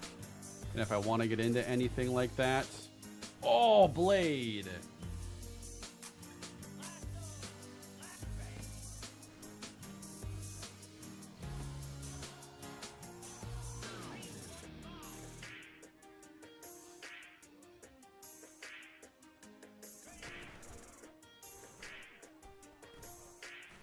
Definitely gets good separation on a lot of these plays. I know Buffelli isn't the fastest guy, and it's a mismatch there. But he does create some clean looks.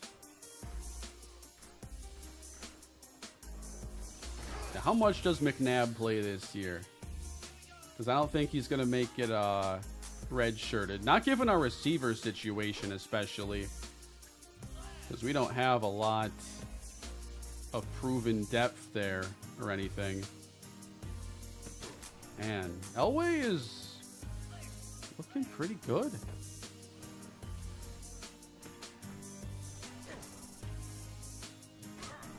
Does Trejo stay in his slot role this year and move outside? I'm just going to have to see how the offense moves the ball. Like, right away, I'm thinking of having, like, Blade play the slot and having Trejo work the outside, where his speed can be, you know, we can stress the defenses vertically better. But he is our best route runner. So, ultimately, I need to really figure his role out. Ooh, that's an overthrow.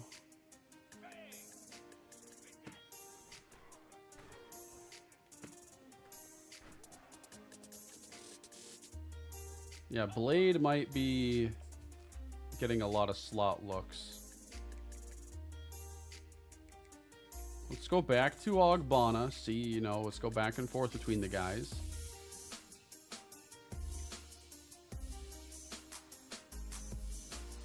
Meyer has 95 speed now. I didn't see how much better it had gotten. Let's put Bloom in there. Josh Bloom.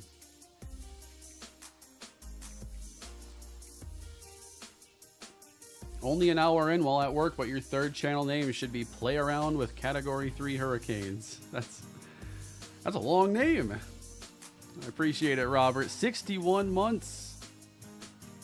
I appreciate all the memberships and everything today, guys. It's been a fun stream. Love the support. You guys are awesome. Just for still having almost 900 people here even while I play practice reps. There we go. Get it to McNabb.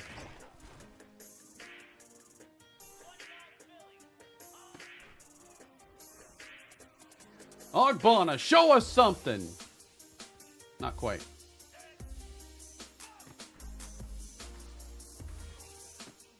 Oh, that was a bad miss.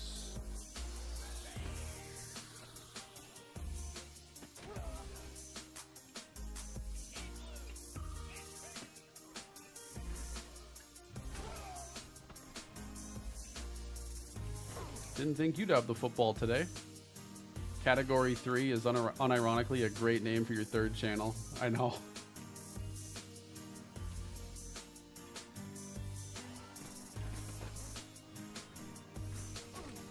I gotta change the third down back again.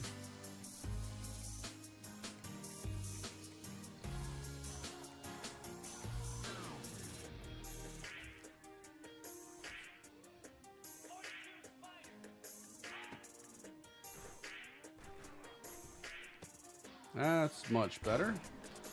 Let's switch up the formation now. I want something fresh.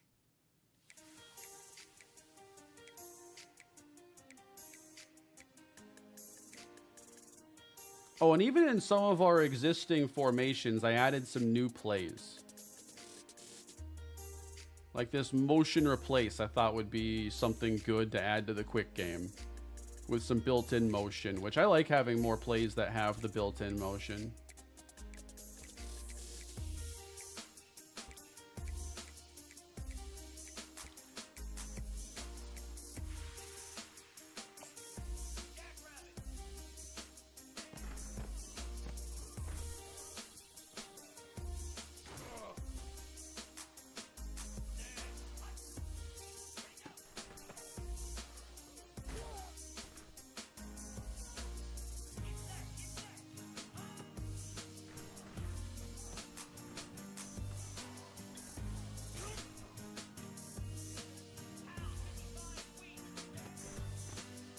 So how much better actually did Ogbonna get this year? Like 3 or 4 overall? It wasn't like a massive jump, clearly.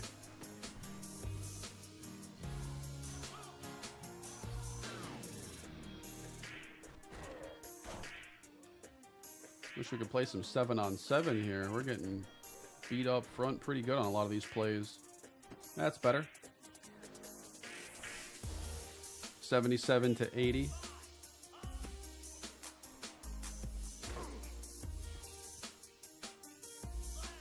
Is his delivery slower?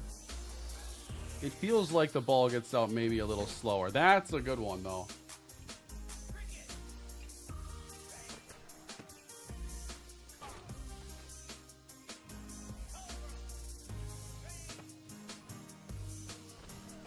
Oh my.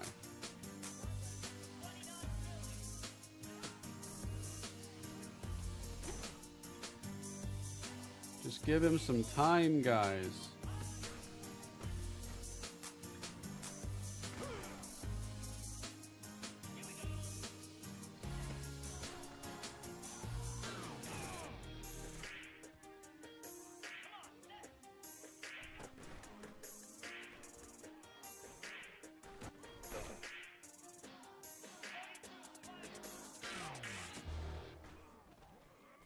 Get it up there for McNabb. That's money. Doesn't catch it, but the ball was there.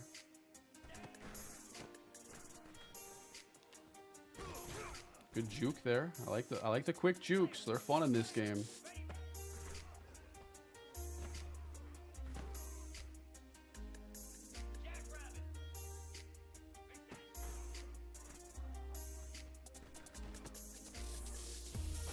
I like watching McNabb run away from people. Clearly, he's going to have a role.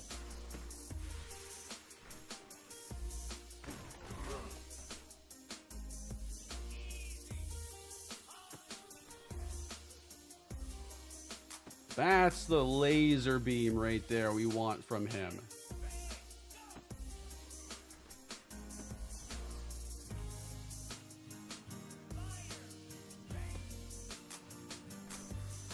And then we gotta use the mobility as well.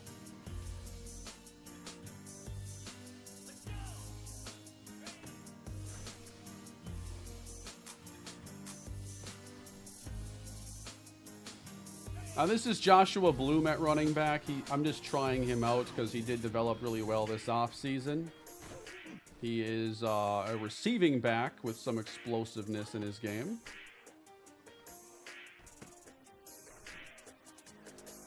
As we can see here.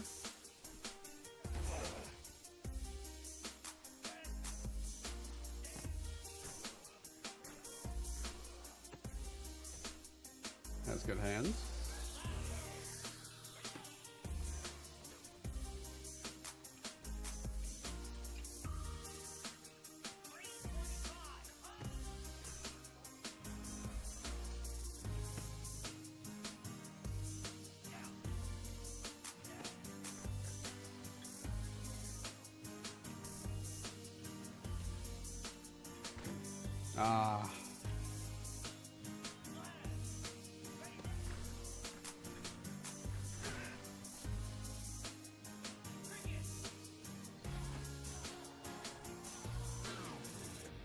Ooh, I like that one right there. That's not easy.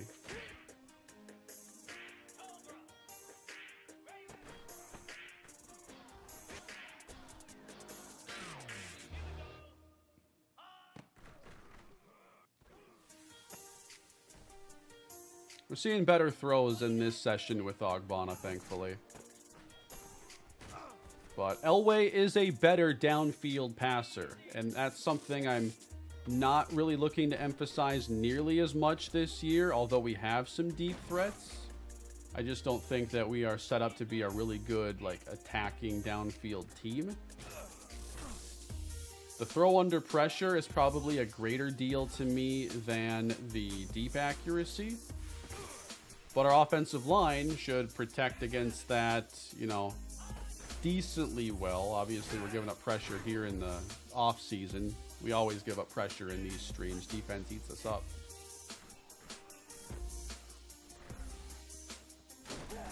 So we're just going to have to see how this all fits together. I have more than two quarterbacks. I have three. But two that are really starting caliber in my eyes.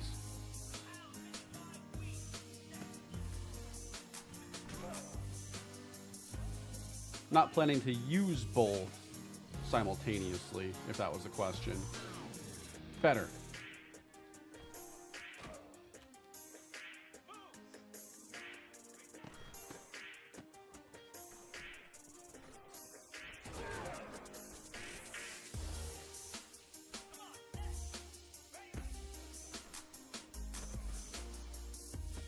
Ooh. This is a significantly better session.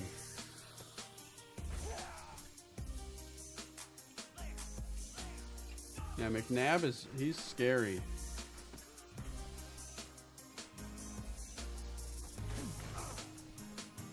.98 speed on day one.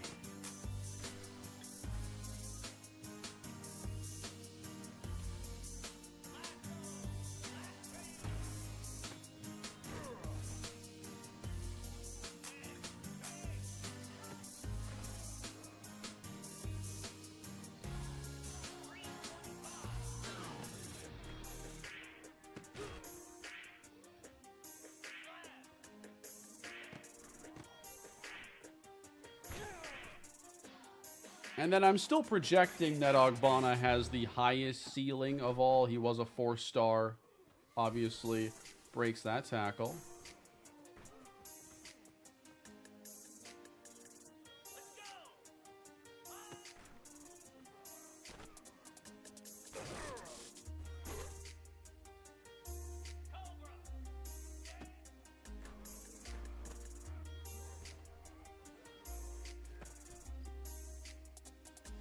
Vikings-Rams starts in a half hour, so I'm not going to stream too much more, but it's been a good offseason. I've really enjoyed getting everything ready for year 6. I think we're going to have some position battles to play around with and some players to test out. And then before you know it, we're on to the Season 6 games. We're still trying to win that first MAC championship this year. It's been our goal now for 2 years, and we've lost 2 MAC title chances along the way. But my emphasis this year was to try to get good at the things that we need to do well when those big games happen. Getting the ball out, quicker, being a more efficient offense, running the football well, playing a good third down defense, not giving up all these touchdowns, hold teams to 3 when they get in the red zone. But the offense has been the issue more often in the postseason games, in this 4-game losing streak. So that's where the changes really are this year. Do you line adjust pre-snap? I've noticed linemen cross each other and miss blocks. Not super often. When they miss, it's just usually an AI thing, especially if they show a double A gap. That formation causes the most AI problems by far.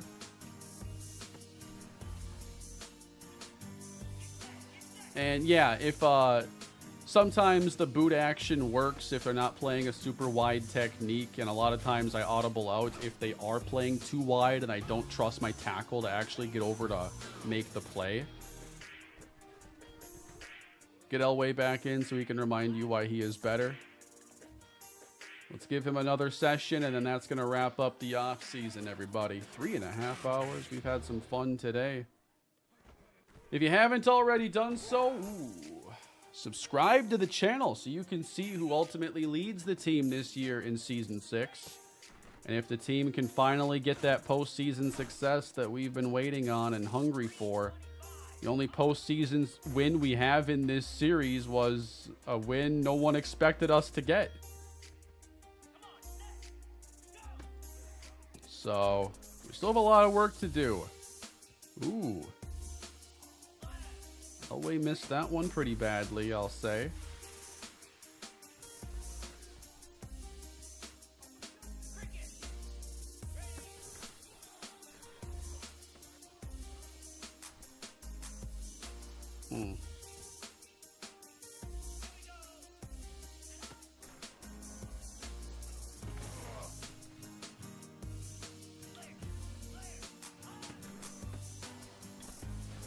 Who is the most popular quarterback, you think, from this series?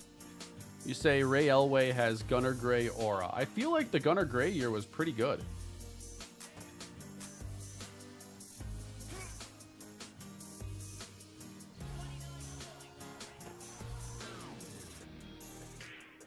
Get up there.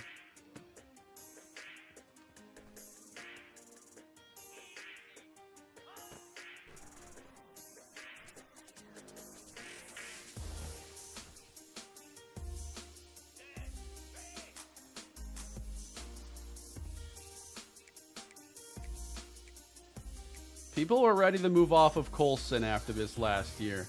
My fitness regime this year is going to be doing 10 push-ups for every pick by Kane. You'd be ripped by the end of the season, for sure.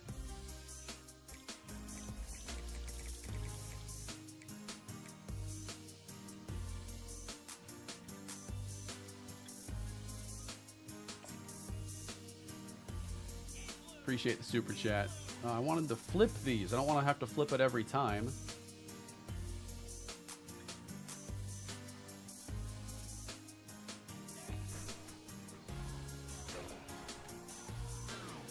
Coulson is the only quarterback who's won a bowl.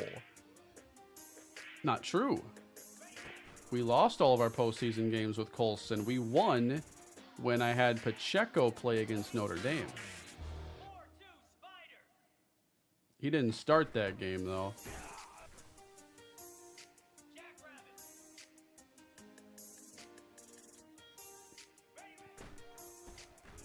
What happened?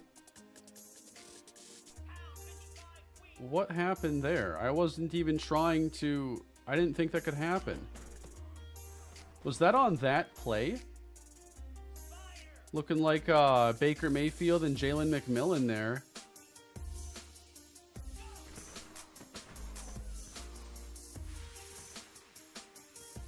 How did that happen? Was it a missed snap of some sort? Because I don't have any control over the snapping there. I wish I kind of did. Like, ooh, do I have control there at all? Because I'm mashing X on that play. I gotta see. I have to know before I call that play. If I can screw it up. So the snap is hitting the receiver. So I'm mashing X here. It didn't happen that time. This play might just be, it might be too quick.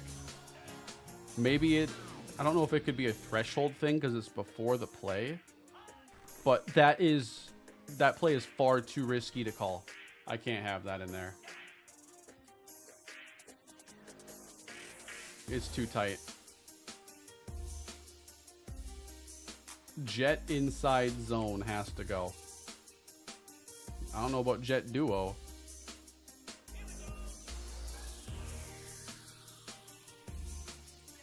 That's too close too.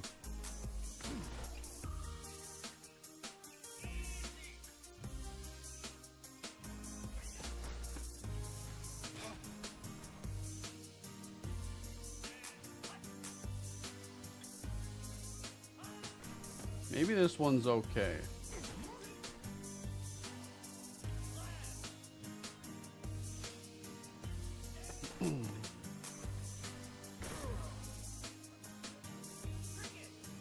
The main reason I got this formation was for RPOs anyway.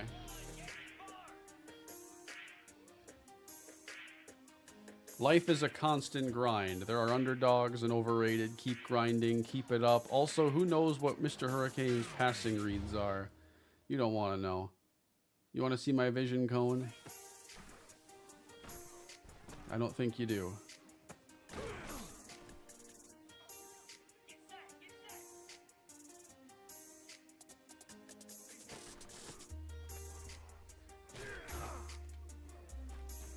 All right, we're just about wrapping up here. Thank you all for coming to the stream tonight. If you haven't done so, leave a like on the video, subscribe to the channel. I'll throw a few more balls, and then we'll call it a night. Gotta launch one here. McNabb! Oh, you can overthrow a guy with 98 speed somehow.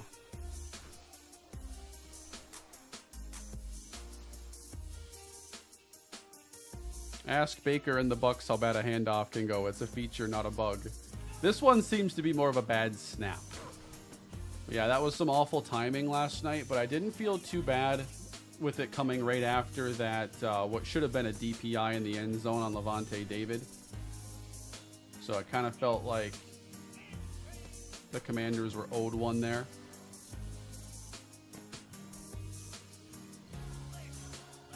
I'm really impressed with the Commanders overall.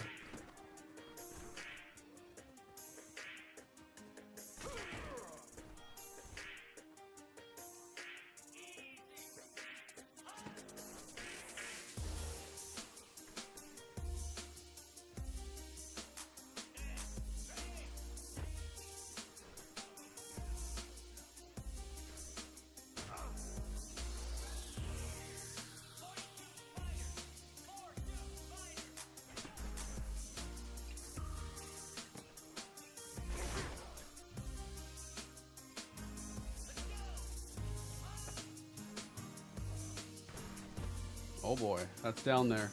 Ah. Like, Carruthers is hanging with him on some of these plays, though, so that's promising, considering we shouldn't see that kind of speed on the opposing side very often.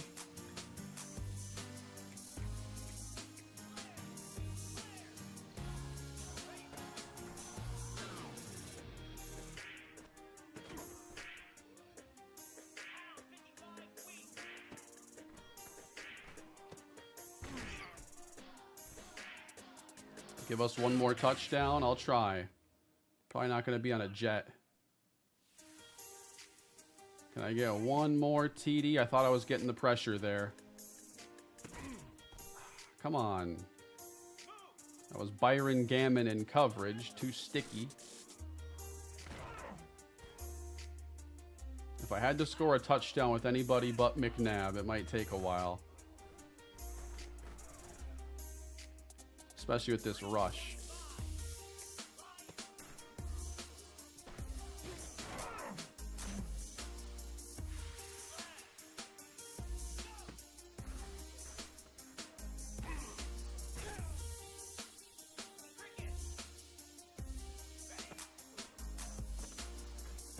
Down there, Edmund is keeping up with him. He just ran step for step with Witherspoon there in the slot. Edmund is a freak.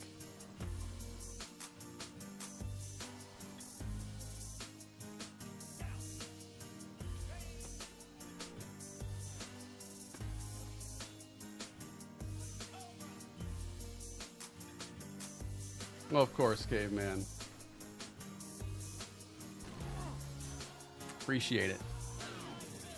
Expectations for the team this year? Double-digit wins, win the conference. Nothing less is acceptable. Even if that 10 wins takes a conference championship and a bowl, like an 8-4 regular season with 2 postseason wins, I'd take it. He dropped it.